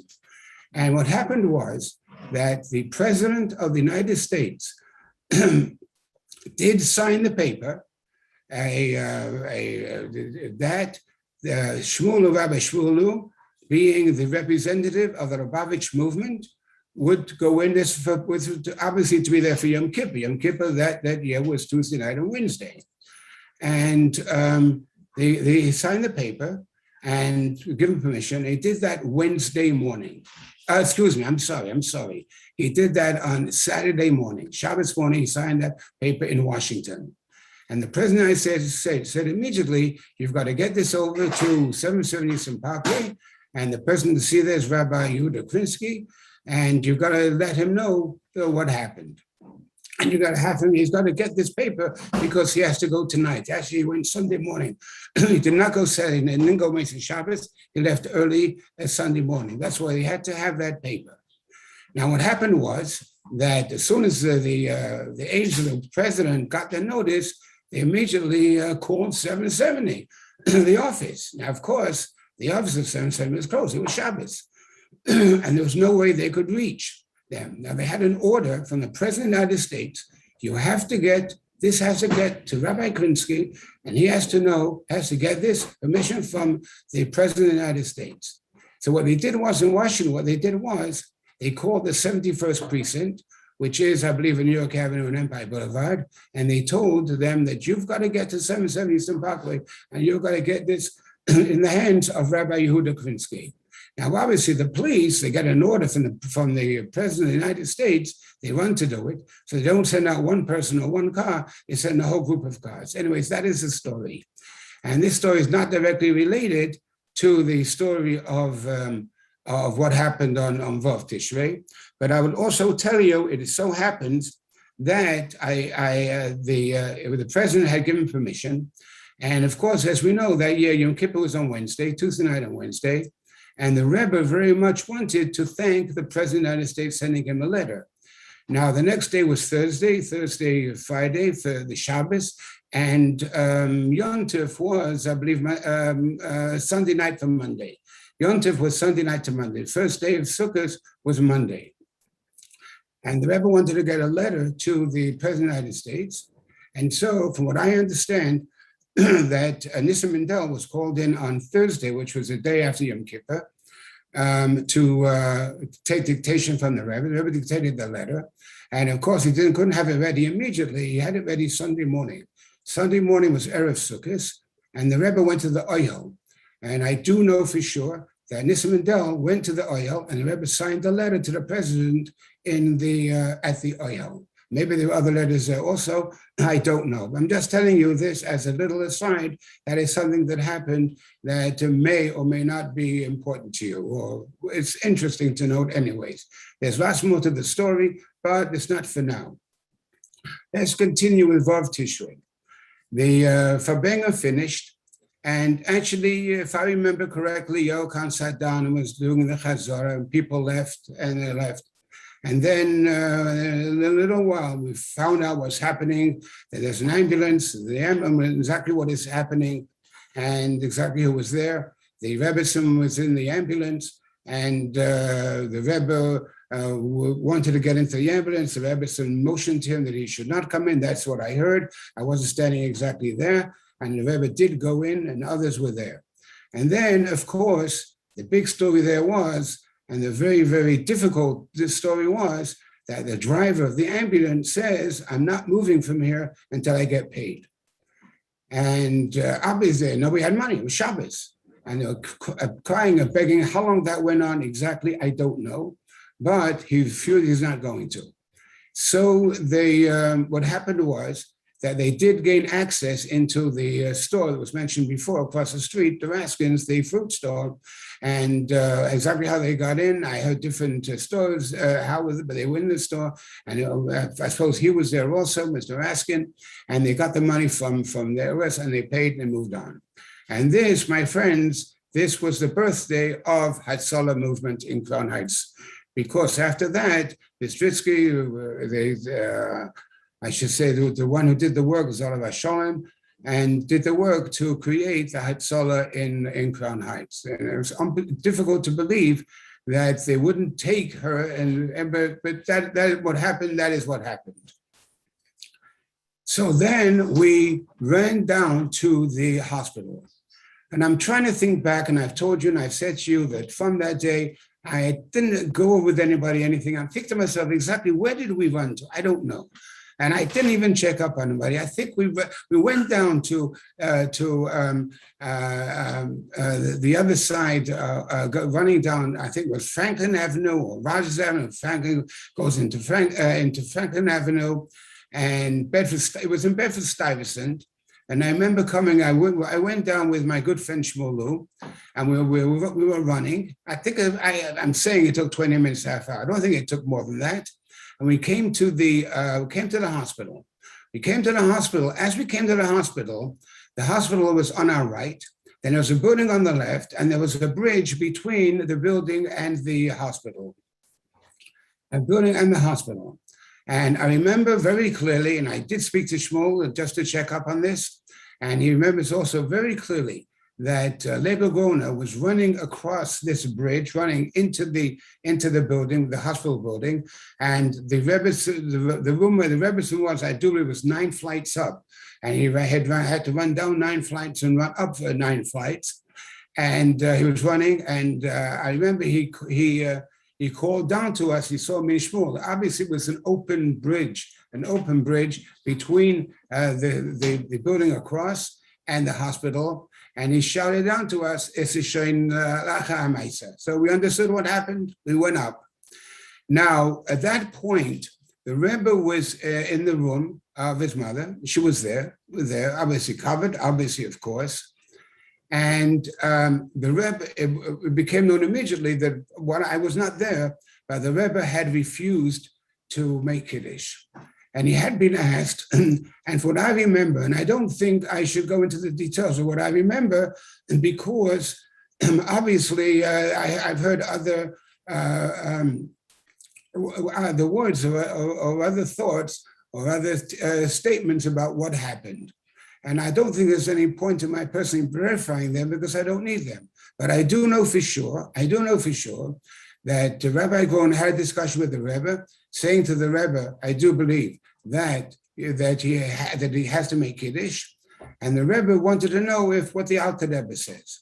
Now, I had heard the Rebbe said that he wants to see the Alter Rebbe Shulchan Aruch, wants to see Davka Alter Rebbe Shulchan Aruch, and but whatever it was, the Rebbe was assured that Alter Rebbe, according to Alter Rebbe, he has to make Kiddush. And he listened to a few people. He asked one person, he wrote Rov, etc., but he declined and he did not make Kiddush. That is the fact. The fact is he did not make Kiddush. Now the Rebbe, this is the room where the Rebbetsin. Now I also understood at that time that the Rebbe was not allowed in. He came in the ambulance. He was not allowed in the room where it happened, where it happened, and when they came out to tell him. This is what I heard, and they told the Rebbe wording that he could understand that it was all over. But the Rebbe, it seems that the Rebbe insisted, and he didn't catch what they were saying. Say, well, why don't they do this? Why don't they do that? When I came into the room, the Rebbetzin Chana was in the situation, and we were allowed into the room. Now the Rebbe was standing facing the window. And I do believe, if I remember correctly, the window had bars on it. It was just staring out, nothing else. And he had his arms on the windowsill, was just staring out. And I don't know how long I stood. I stood there until Motzei Shabbos, when the Rebbetsin came in with Rabbi Jacobson, etc. But every once in a while, the Rebbe turned around, and the only thing he said was that only those who were in the mikveh should be in this room. Only those who were in the mikveh should be in this room. And the Rebbe looked around, and I say he looked at certain people. I think he pointed to people. He did look at people and say, "Bist du gewesen in der mikveh? Bist du gewesen in der mikveh? Bist du gewesen in der mikveh?" And my heart was as the Rebbe's went over me. He did not ask me. And he asked whether he chose out these people who did it at random. I don't know. Nobody knows. Nobody will ever know. But he did just look around and just say, "Hey, did you go to mikveh? Did you go to mikveh? Did you go to mikveh?" Nobody could be it. That's all we heard him say. Then the Rebbetsin came. Rebbetsin Chaimushka came, and Jacobson they came, and they were talking about where it's going to be at night, and the Rebbe was very, very insistent who's going to stay there, who's going to be there, who's going to stay the whole time. And evidently at that time, for what I heard or overheard, it was evident that the Rebbe was not going to be there overnight. You want to make sure someone's going to be there, you're going to watch it, you're going to make sure nobody takes anything, whatever it is. And I think he said that. Then there was a long pause, a long wait. We went downstairs, and the Rebbe did Daven Ma'ariv. Ma'ariv was very interesting. And I don't remember exactly what happened because they were getting ready and they had to get a hearse, etc. But what I do remember is that there was a room downstairs, which is not really part of the hospital. It was like part of it was on the same landing as the hospital, but it was not a hospital room. And we went in there to Daven Ma'ariv, and the Rebbe was outside. And the Rebbe I thought it was somebody else. Somebody told me it was Rabbi Krinsky. I had thought that I'd overheard him speak to somebody else, but he wanted to see where Mizrach would be. And they opened up a window. But evidently, the Rebbe wanted to see where the moon was to be able to see where Mizrach was. I think that was it. But it was a cloudy night. So the Rebbe said to, I thought it was somebody else was Rabbi Krinsky, whoever it was. And this I heard definitely. Definitely, this is the exact words he says. Geh in Spital und frag, wo is East? That's exactly how he said it. Geh in Spital und frag, wo is East? Where is East?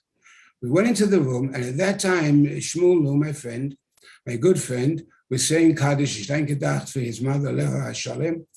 And the Rebbe came in, and I don't know if they made a statement, but the Rebbe said, he used the words, a minimum tzumtzum. So there were 10 people in the room, 11 people in the room. There were 10 people and the Rebbe. There was no one else in the room. Now, as I remember, and my good friend Shmukler, he davened for no because he was saying Kaddish. He remembers also that there were no Sidurim. But I think I remember, and I didn't check this up, that somebody, I think was Shloime, brought a siddur, and the Rebbe had a siddur. Now, did the Rebbe daven Mariv? Could I can't say he did it. I don't know. He held the siddur, and the Rebbe stood by the door. And we all davened without siddur. We did not have a siddurim. And again, I think the Rebbe had a small siddur, and someone had brought it after Shabbos. And again, to what extent he davened, I do not know the answer. But I do remember very, very clearly that as soon as after he said Aleinu, the Rebbe said Kaddish, because it was always the minhag there when the Rebbe had to say Kaddish, and there were other people who said Kaddish, the Rebbe would say Kaddish, the Rebbe first, and then the person that said Kaddish would say Kaddish. The Rebbe said Kaddish, I remember that clearly, then Shmukler said Kaddish, and the second the Shmukler finished saying Kaddish, the Rebbe said, you opened up the door and you walked out. He did not stay for the Kaddish Rabbanon. Did not stay for the Kaddish Rabbanon, and he left. And then they were waiting for the hearse to come. And when I went out, another thing I remember might be a small thing. I was standing by the Rebbe, standing outside, waiting for the hearse to come by. And the Rebbe looked up, and there was a deck above. We were standing under a cover. And the Rebbe turned around, and he said, I don't know if he said to anybody, I think he just said to whoever it was, as das is anoyel, or I think he said, das is marihel, that this is a anoyel. Obviously, the Kohanim should not come under that path because the hearse went underneath that. And that's what I remember. That, my friends, is what I remember from the day. And of course, it's a day that lives in our minds, and it lives in our minds, and it's a very important day to us. And I'm going to talk to you a little bit and tell you why I think it is such an important date. But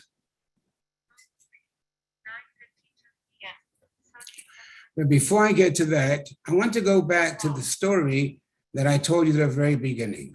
The story where the woman brought the baby to the Rebbe, and said, I want him to be like you. And the Rebbe says, you have to be a mother like my mother. Where the Rebbe gave his mother only his words, the credit, but whatever he is, his mother. And I'm thinking of another story, which I want, a story, it's not a story of the Rebbe, but something that comes to my mind, because I have a story that I tell every Chof.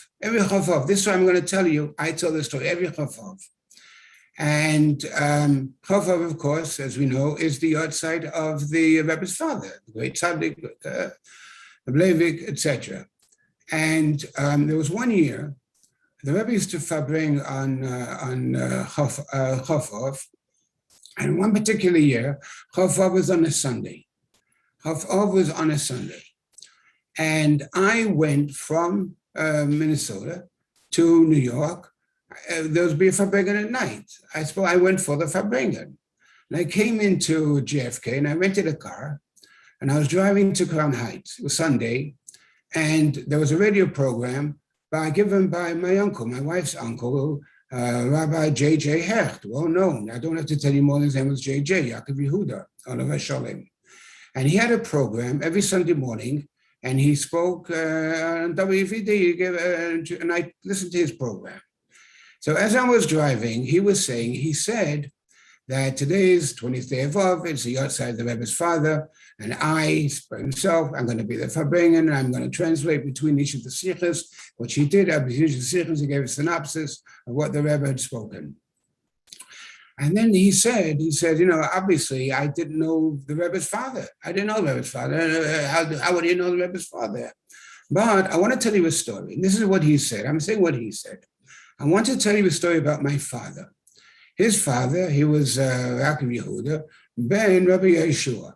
and all the Salanga Gutta Yoren, the Shias of today, Salanga Gutta Yoren, and Yechazim and Shalom Tevis are named after Yeshua Hech, the father of the Hech brothers. It says, my father, one time, this is what he said, my father, one time went to see a doctor. And the doctor examined it, whatever it was, and as he went out, the way it was done in terms of the billing, as he would walk out, the receptionist would give the patient the bill, and I suppose the patient would mail it whenever it was later on. So as Mr. Yeshua Hech, as he walked out from the doctor's office, walked past the receptionist handed him the bill, and he moved on, he went out. A few minutes later, and J.J. Hech is telling this story, J.J. Hech says, my father came running back into the doctor's office, and he comes in, and he's upset. He said, there's a mistake on this bill. Obviously, but he thought they'd charge him too much. The receptionist says, what's the problem on the bill? So it says on this bill that I get a clergy discount. I don't get a clergy discount. I'm not a rabbi. Why are you giving me a clergy discount? That's what they call it in English, being very, very honest. He was. And the receptionist says, I'll tell you the truth. I don't make out the bills. The doctor makes out the bills. Let's call the doctor. So they call the doctor. And Mr. Yeshua Hech looks at the doctor and says, I got a bill. It says on the clergy, I'm not a clergy. I'm not in the clergy. I don't deserve the credit. I don't deserve the discount. So the doctor said, Mr. Hech, I want to tell you something. I know that you have 6 sons, and all of them are rabbis. If you're the father of 6 rabbis, then by me, you're a very, very big rabbi, and I respect you very much. For me, you're clergy. So I think of this story now. I'm thinking of the Rebbetzin Chana, and I'm thinking of the story I told you before, and I think to myself, as I think, that even if, if we did not know anything about Rebbetzin Chana, we didn't know any story about Rebbetzin Chana. And the stories we know, we heard from the Rebbe. The Rebbe told us beautiful story about Rebbetzin Chana. We did not know. Just the very fact that she was Aim HaMelech. She was the Aim HaMelech. She was the mother of the king. She was the one who had this chus min hashamayim, that she should give birth to a tzaddik, gadol hadoya, tzaddik hadoya, nosi hadoya. For that alone, if we knew nothing about her, we would have to give tremendous derech eretz and speak about her and talk about her and Farbrengen on the day, etc., etc., etc. How much more in Kal Vachomer that we do know? We know in Yonim that the Rebbe spoke about her, the Rebbe the Rebbe taught about her, and as we know, the Rebbe did not, we know this very well. Rebbe didn't come to the Farbrengen and say, okay, I'm going to tell you stories about my mother and my father. Rebbe didn't do that. The Rebbe taught a few items which we got from the Rebbe, and the Rebbe pointed out by each one he spoke about his father and about his mother, told us the small things. So let me choose just one item, just one item that the Rebbe spoke about. And I remember when the Rebbe spoke about this, I don't remember exactly what the Rebbe said, what words he used, I don't remember, but he spoke about the fact when they brought out the manuscripts from the Rebbe's father, and the Rebbe spoke about all of this is because of his mother. Because when they were far away in Almatah, wherever they were, there was nothing there but his mother, she made ink. And she made ink for her husband to write. And I remember, and I don't know what words the Rebbe used, I think he used the ink, which she made ink.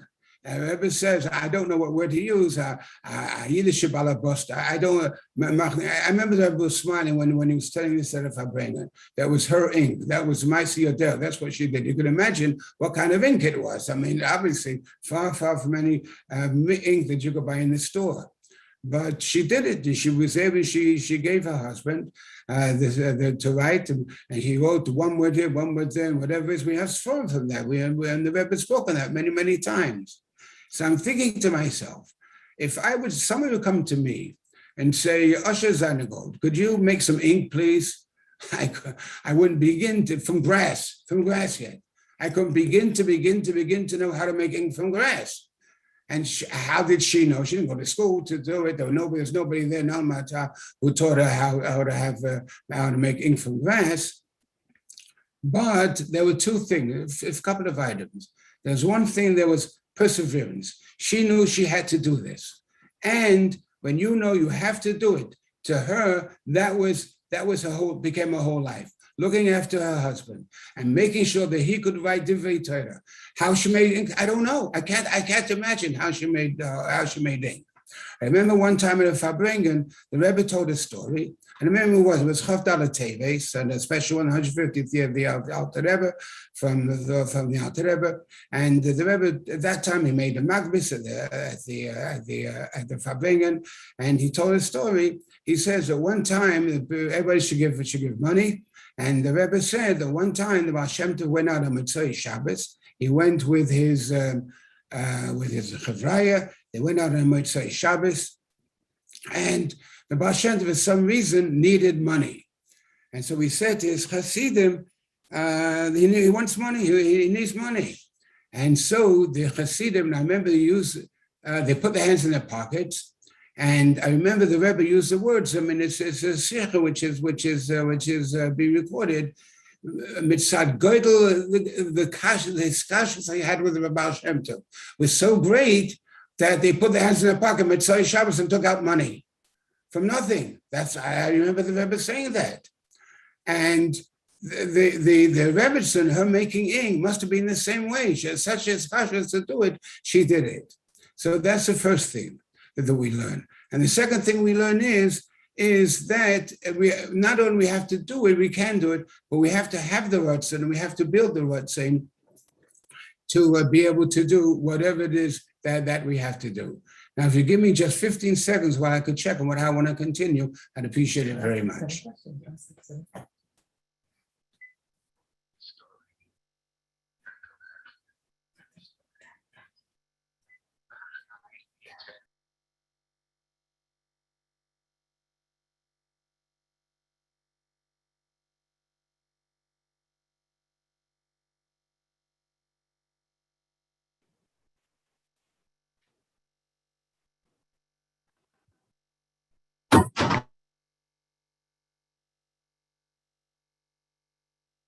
Use the word determination. That she showed us, she taught us, you have to be determined to do something, you could do it. She taught us something else, very, very important, that I can personally learn from what the Rebbe told the story of his mother making ink from grass. She taught us that you've got to use whatever you have. Whatever you have, you've got to make that suffice for what you need to do. Now, sometimes we think to ourselves, and as I say to you, that the Rebbetsin, she had grass, all she had to make ink, grass, okay, make the ink from the grass. That's all she had nothing else. The only thing that she do, she got used to grass. She mushed it, she took it, she boiled it, cooked it, I don't know what she did, but she got something out of that. So that's all she had. The Rebbe taught us a very, very same lesson, because, and if I go into this, I'm going to talk for a long time, which I want to talk about, bring out other points. But the Rebbe is always, whatever he had, he worked with that. When the Rebbe became Rebbe, the Rebbe lived with his wife on a fourth floor on New York Avenue. He lived on the fourth floor. And I know I was at that apartment, other reasons, again, which I'm not going to go into now. That's a story for itself, a long story for itself. He lived in a small two-bedroom apartment. And from what I know, the Rebbe never, ever complained. The Rebbe didn't say, look, I'm the Rebbe, I need something better. It so happens that there were great people in Lubavitch. Rabbi Kazanovsky, I think, was the first one who made sure the Rebbe got the house, and they worked on the house. And from what my understanding is, the Rebbe never said, I need to have a house. I got to have a house. He had a two-bedroom apartment. He had for his forum, and he was able to learn, and he did everything. That this is what he had. He had an office in 770 Eastern Parkway, and he was happy with the office in 770 Eastern Parkway, because that's where his father-in-law was.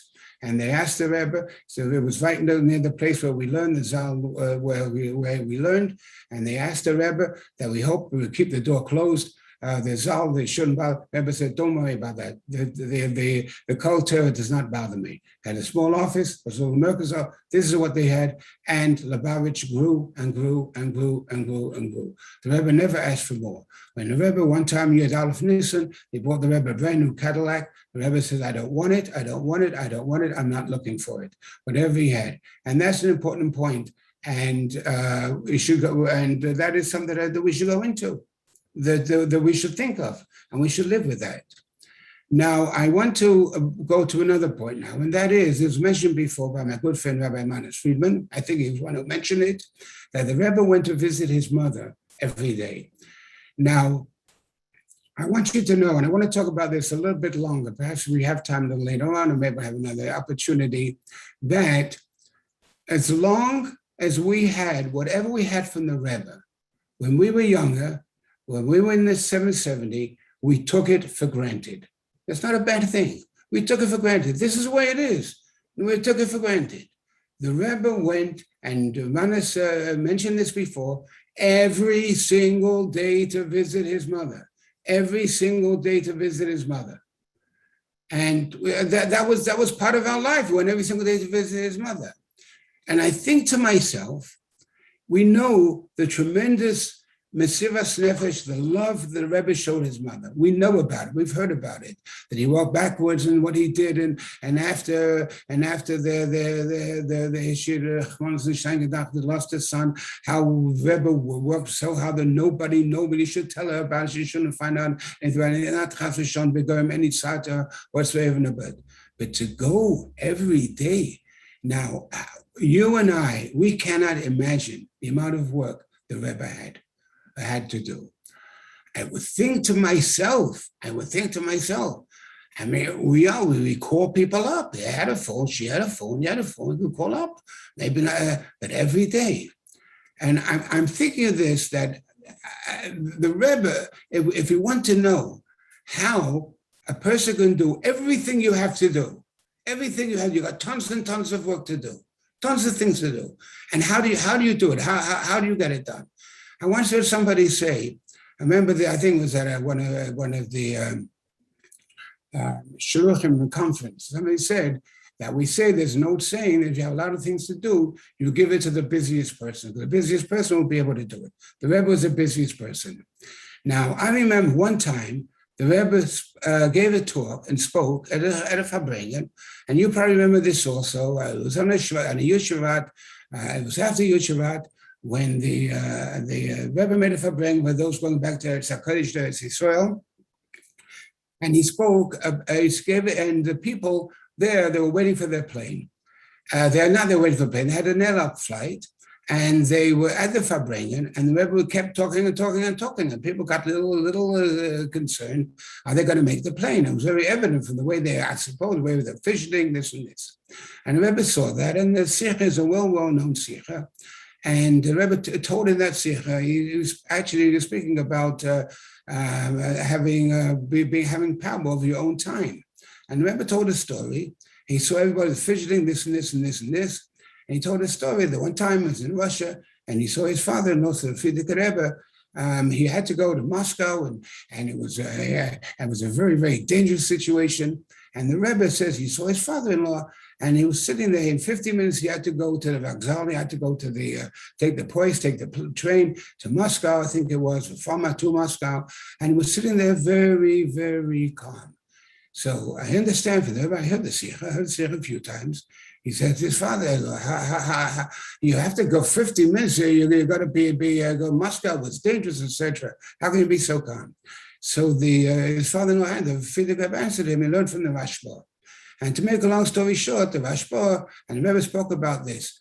The Rashba, he was a doctor, and he had shiurim, and he wrote sforim, and he had this and everything. And every day he took a walk for a half hour, and he got everything done. And I heard that Sikha, and I thought to myself, if the Friedman Rebbe wanted to mention somebody who had tons and tons and tons of work, but and was able to do everything, why did he mention the Rashba? Because he spoke about the Shemach Tzedek. He spoke about his own father, the Rashba. Why mention Rashba? And I think what it was, because the Rebbe made a point of saying that Ashba went for a walk every day. He needed to have that, his exercise, and he went for a walk. I think he said a half hour, maybe it wasn't a half hour. In other words, there was something in his life which is every day, which, I mean, if a person has work to do, you're not going to go for a walk, which you could put on the side and you could do it in another way. I'm thinking in my mind that when the Rebbe went to see his mother every day, that if he had to, he put on the side. But that was such an important thing to him. And obviously the Rebbe had letters, and I wanted to tell you what the Rebbe had, the amount of work the Rebbe had. You know, I know, we all know the tremendous amount of work he had. But this was part of his day. To go to his, not to talk, only to talk to his mother, not to go up and say, hi, Ma, how are you? Are you feeling good? Good. I'll call you later. I'll call you tomorrow morning. I'll call you again tomorrow. I'll keep calling you. He went to, and we saw him. We used to see him. There you go. I remember one time I saw him in a crossing. He was walking on Kingston Avenue, and a little kid walks over to the Rebbe and says, hey, mister, can you take me across the street? I remember the Rebbe took him by a hand, and the Rebbe walked about halfway across Kingston Avenue and then let him go. And the Rebbe walked him, and it was every day he used to go. There was a man had a hat shop, and the Rebbe would stop there and knock on the window sometimes. That was how familiar we were. Anyways, I think my time might be up already. Is my time up yet? Let me see where we're up to. Reb Osher, Yeah. I was hoping you would tell the story of the Rebbe coming to the Rebbetsin, and she was sitting outside, and they had that interesting. I want to tell you something. What is it before you go any further? That's exactly what I was going to say next. Okay, so don't say one more word, please. Not a word. Not a word. Okay, that's just okay. I would think to myself, I think so many people know the story, but I have that. Actually, I have that on my program a little further up, but I'll do it right now. Now, I've had this suchus. I have a very, very great suchus. Many times in my life, I came to the Chabavich in Tovshin Yahrtzeit, went to Montreal, and I was in Montreal for a year and a half. And then I came to Tovshin Yahrtzeit, Rebbe told me, you got to move over to 770, I came to 770, and then I went on Shliach. But Baruch Hashem, I lived through very, very good years. And Baruch Hashem, there are many times when I had the big zechus that I was simply, as he put it, in the right place at the right time. Now, there was one time, and I don't know when it was. I didn't keep calendars, but I don't remember exactly when it was. That the Rebbe came back went to the oil. He came back he came back to the oil. He came back in the, I think it was in the early afternoon, maybe later in the afternoon, it probably was later in the afternoon. And he davened mincha in 770. And then Yuru took him to visit his mother. Rebbe, he took him. For some reason or other, and I don't remember why, I went over there to Pleasant Street, corner of Kingston Avenue. And I was there, and I saw the Rebbetzin Chana was sitting outside, and all the Friedman people, Friedman children were all standing there near there and talking to her, and she was playing with it, whatever it was. And then suddenly, Rabbi Krinski's car came. And as the car pulled up, and the Rebbe got out of the car. Now, the Rebbe had gone to the oil that day. It was not a regular day when the Rebbe had gone to the oil. And also, Rabbi Krinsky usually during the week he didn't drive the Rebbe. In the morning, the Rebbe would walk from his home in Pleasant Street, walk to 770, and he'd walk up the street. And many times we used to eat on Eastern Parkway, in a house, I think 646, 676, between Brooklyn and New York. And he would walk up. And I remember one time we used to stand, if the Rebbe would come up, and I'm walking now, stand on the side. And I'm just going off this to talk about another thing, the little things which we remember after many years. And the Rebbe was walking up, and I stood on the side, and the Rebbe walked past me about 10 feet away. And as he walked past me, he looked at me, and he shook his lapel. In other words, how come you don't have a coat on you? And I have to tell you the truth. I didn't. I went back to sometimes. Oh, the Rebbe. When I was coming, the Rebbe didn't tell me to get a coat. He shook his head out. The Rebbe noticed that Bach is going, and I don't think it's a particularly cold day, but how the care he had for everybody. But the Rebbe walked, and Rabbi Krinsky did not necessarily drive him only on special days or when he went to the oil. You'll see what you'll understand in a minute or so why I'm telling you this. The Rebbe got out of the car and he's walking towards his mother who was sitting there. And then I can't tell you exactly what the Rebbe said, but I heard what the Rebbetsin said. She said it very clear and distinctly. She said, Gei aheim. I do remember, maybe I told him to myself that she called him by his first name and said, Gei aheim, just like that. So what I remember, the Rebbe looked at her and he didn't say a word. He was standing a little far away from her. But he looked at her, obviously. I think he said, and I don't want to put words in the Rebbe's mouth. I think he said, Favos, well, why should I go home? Why should I go home? He asked his mother the question, why are you sending me home? And his mother said to him, weil du es heim noch nicht gegessen. That I heard her say clearly, you didn't eat anything today. So the Rebbe said to his mother, and again, he's standing a little far away from his mother, how do you know? When are they so? She said, well, no. He said, why do you say I didn't eat today? Why do you say that? Why are you saying that? And she said, well, du bist heimgewen auf an oil. I think she used the word oil. Du bist heimgewen auf an oil. Heimgewen auf an oil. So then he said to his mother, how do you know? Then Rebbetzin Chana looks up and she points her finger to Rabbi Krinsky and said, well, Krinsky is da. Krinsky is da means that Krinsky brought you. And the only time the Rebbe went in a car was when Krinsky was when Rabbi Krinsky drove him. Otherwise, he would be walking. Krinsky is a proof that she knows that the day he went to the oil, he went to the oil. The Rebbetsin and the mother knew he didn't eat, so she says to him, "Go home and eat something right now." And everybody started laughing because the way she said it, Krinsky is on, she was laughing, and the Rebbe started to laugh, and Rabbi Krinsky was laughing, and I was laughing, and all the kids laughed, everybody was laughing. It was a beautiful, beautiful scene. And she, and the Rebbetzin Chana, she sounded like a proud mother. I thought to myself at that moment, she's like saying to her son, you can't fool your mother. I know what you're doing. And so it was a beautiful sight and a beautiful place to be. To be there. But I want to see what time it is. That was the bench that my father put out there for her. Oh, yeah? That's how this whole thing started, with that story. Really? Because I saw the bench was right in front of the building. On the grass, yeah. Would you like a drink? Can I get a drink, please? Thank you.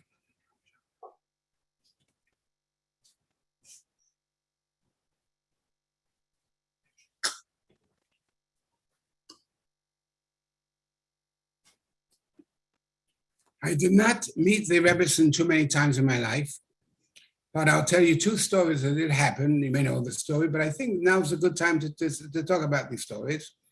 2 times, actually, within 6 months of Vov Tishrei. And the first time, I had met her before, whatever, and that was when Chanah, our wedding, was on Hey Nisan, 5th day of Nisan. Now, for some reason, Rabbi Yitzchok Raskin, Oliver Sholem, was very good to me and kind to me. He used to invite me. I don't know what Zechus was, maybe because I went to places to speak, Fitzach, which helped me, which was very good. He liked it, was very happy with that. The Rebbe was very happy with that. But that's not a discussion for now. But he told me, this was before our Chanah, I don't know, 2 weeks before, whatever. He says, you and your colleague are invited to visit with the Rebbetzin Chana. And he told me a date on Wednesday, I think it was a Wednesday, certain date. You're invited to go visit the Rebbetzin Chana. And obviously we're very, very happy and joyful. Now, and it meant a lot to us, of course. Now, the day before that, it was on a Wednesday. I'm going to meet her, and we're going to go with my colleague on on Wednesday night, on a Wednesday night. The day before that Tuesday, I am walking with Shmuel. Shmuel was married about a year before me. He was married in Tammuz, Tavshin Chav Gimel. I was married in Heinis and Tavshin Chav Dalet. So I'm walking with Shmuel. We're walking up Kingston Avenue towards over Union Street, around where Vassen's Fish Market is. If that's where it is, I think that's where it is.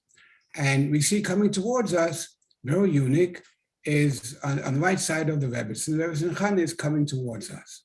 And they're walking there. And she knew Shmuel because Shmuel's father-in-law, Zalman would go to the house and he had been there many times. Anyways, we met up with each other and she stopped and we stopped. And she said a few, how are you, what's happening, a few words, how's everything? And then she said to me, I said to her, I don't remember, I said to her, I'm going to see you, B'ezras Hashem, tomorrow night. Tomorrow night I'm coming up with my college. She knew who I was. And I said to her, B'ezras Hashem, I'll see you tomorrow night. So then what she said to me then was very, very surprising. She turned to Shmuel and she said to him, Du wirst echt darauf kommen mit deinem Freu. So Shmuel said, where do I come into the picture? Why am I invited? Usher is invited with his color. And he looked at her and he said, why do I come there? So she said to him with a smile, and if I remember correctly, the exact words she said, she says, Min hat mir gesagt, als wo einer von euch geht allemal zu zweit eiget. When one of you goes, you're always together, one goes. And so he said, so she said, you have to come up. And so he agreed. Obviously. Now, I heard her very carefully. Now, how did the Rebbetsin know, or who was it who told the Rebbetsin that the Rebbetsin said to a certain person, Usher Zeilingold and his colleague Simahech are going to come to visit me on Wednesday night? Who in the world would say, oh, you've got to invite Shmuel also with his wife? I can think of only one person. I don't know if anybody's going to say to Rebbe. She was telling her son. That's what I think. I can't anyway verify it, but that's what it sounds to me. That he said to her. I can't think of anybody else who would have said it. Now, Shmuel argues with me on one of the points. He says, the reason why I came, he did come, not a question about it, is I got a phone call. And I say to him, Shmuel, it could be both. It could be she said that when I said, he said it, and you were there. And it could be they called you up to make it official that is what should happen. And that is indeed what it was. He went up the next night. We were both there. I was there with my color, and he was there with his wife, Hindi. And we went there, and she talked to us, spoke to us, as she did to the teach Chassan and Kala who came, and certain ones did. That was the first time that not I spoke to her, but I did speak to her. But actually, I met with her another time, and Rabbi Raskin came over to me, and this was in Chaf before Chaf of. Now, I did not know this, but the Rebbetsin used to have a Farbrengen in the house, I think before Yudal Fnissen. I know Shmuel was there one time, and before Chafov, maybe on Chafov, maybe on the day of Chafov. No, whatever it was because the Rebbe would have Farbrengen then. Maybe it was the night before, whenever it was on Chafov, she would have a Farbrengen in the house, in her apartment, and I was invited. And I don't remember too much that happened. I really don't. And I'll tell you, the reason I didn't remember it, because we took it for granted. What after this, we're going to have the same thing next year, the year after. We're going to have many more times to talk about this, to hear about it. But I remember that she told a story. This was at the end of the summer, and she said that somebody had told her that in 770 there's a big notice on the inside the wall of 770, and saying that all of those who went to the camp of Tells, the Tells had a camp, and the Tells, the bus from the yeshiva Tells would pick up everybody outside 770 on this and this date. And she was saying, Tells is going to ride the 770, and they're going to come. She was laughing at the obviously in where she was in Katilislav, and there was a big the Tell wouldn't come to Lubavitch, but whatever it was, she says no, and this is what happened. And also I remember the Zalman Duchman was sitting there and was making her laugh by saying to her, and this made her laugh, that Ashemish,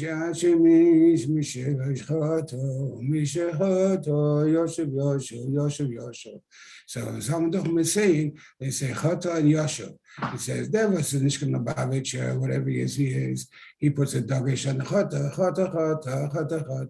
But Lubavitch says, Choto, Yoshev. We put the emphasis on the Yoshev, and the Cheta is immediately put away, and everything is Shuvah. Anyways, I think my time's coming up, but I want to say something. I want to tell you something, and that is, I actually have a lot more to speak to you about, but whatever. I want to tell you that many years ago, I know certain American songs, and there was a song which I remember, and it was a song sung, I think in 1990, I think it was, about a tavern. There was a tavern. And the tavern was a very special place. People used to come there, they used to sing, and they used to dance, they used to enjoy themselves. And they didn't have the tavern any longer. Just go check something over here. Hang on a second, please.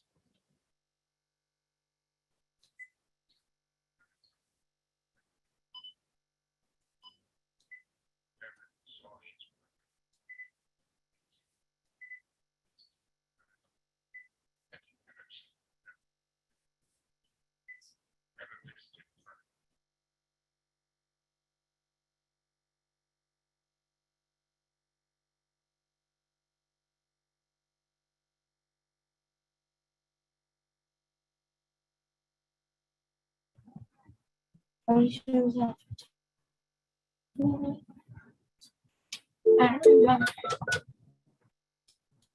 have voicemail. Please begin talking after the tone. It's not you, it's somebody else. People come to the tavern. To the operator. What is it? Okay, they were singing and dancing, and then the tavern became Ice Tavern. And they were thinking back about what they had lost. And there's a line in that song that goes like this. Those were the days, my friend, we thought they would never end. Those were the days, my friend, we thought they'd never end. And I have to tell you, these words are exactly about how we felt. Now, the passing of the Rebbetzin Chana, was, from my perspective, the first time that things became different in 770. From Tovshin Yud, I mean, there's this and this, but the first major, later on, the Lamed Ches, very different. It was in stages. The first time, we could not imagine, of anything, of having a Labat without the Rebbe going to see his mother every day. When the Rebbe's not going to see his mother, it's unbelievable. When the Rebbe, when the Rebbetsin Chana was nifter, I remember on Sukkot, people sitting around in the Sukkot saying, people didn't know the Rebbe never traveled anywhere. We thought maybe the Rebbe's not traveling because of his mother. Oh, after Sukkot, pack your suitcase, the Rebbe's going to start traveling. We were completely perplexed perplexed. And you asked me, I've been asked, how did Chassidim take to that? And it was a very strong feeling of obviously loss, because the Rebbe had lost his mother. And I remember one of the days when I was at Shiva with and the Rebbe, it was only 2 days I was Shiva, 2.5 days. And I was there with my father-in-law. And as we walked out, my father-in-law nudged me and says, look at the Rebbe. And Rebbe had his head down, and he looked like the loneliest man on earth, the loneliest man in earth. He was looking down, and you could see on his face the pain that he had that he'd lost his mother, what it meant to him. And we knew this was going to be different. And we couldn't imagine what is going to happen. We know everything. You had a question. I went to the dentist, and the dentist told me, you got to pull my tooth. I came back, I settled to the Rebbe. Dear Rebbe, the dentist told me I got to pull my tooth. What should I do? Go to another dentist, ask him, and then tell me what he said. Why didn't I ask my mother, my father? I don't remember why. I don't know. I should have asked my mother. My mother told me what to do. I didn't. I wrote to the Rebbe. And people did. Everybody did. They said, they want to make a bar mitzvah. Should I make a bar mitzvah in the house, or should I go to this? Rebbe answered everybody. And that's what we had. And as these things diminished, I don't like to say diminished, but became less because of situations that were real situations in our life. The amount of people, et cetera, the burden of the Rebbe, et cetera. I know when I was when I came to 770, I saw somebody, I think it was Rabbi Go, taking in the Rebbe's mail to the Rebbe. Taking his mail. He got mail every day. He got mail. So he took in a second mail.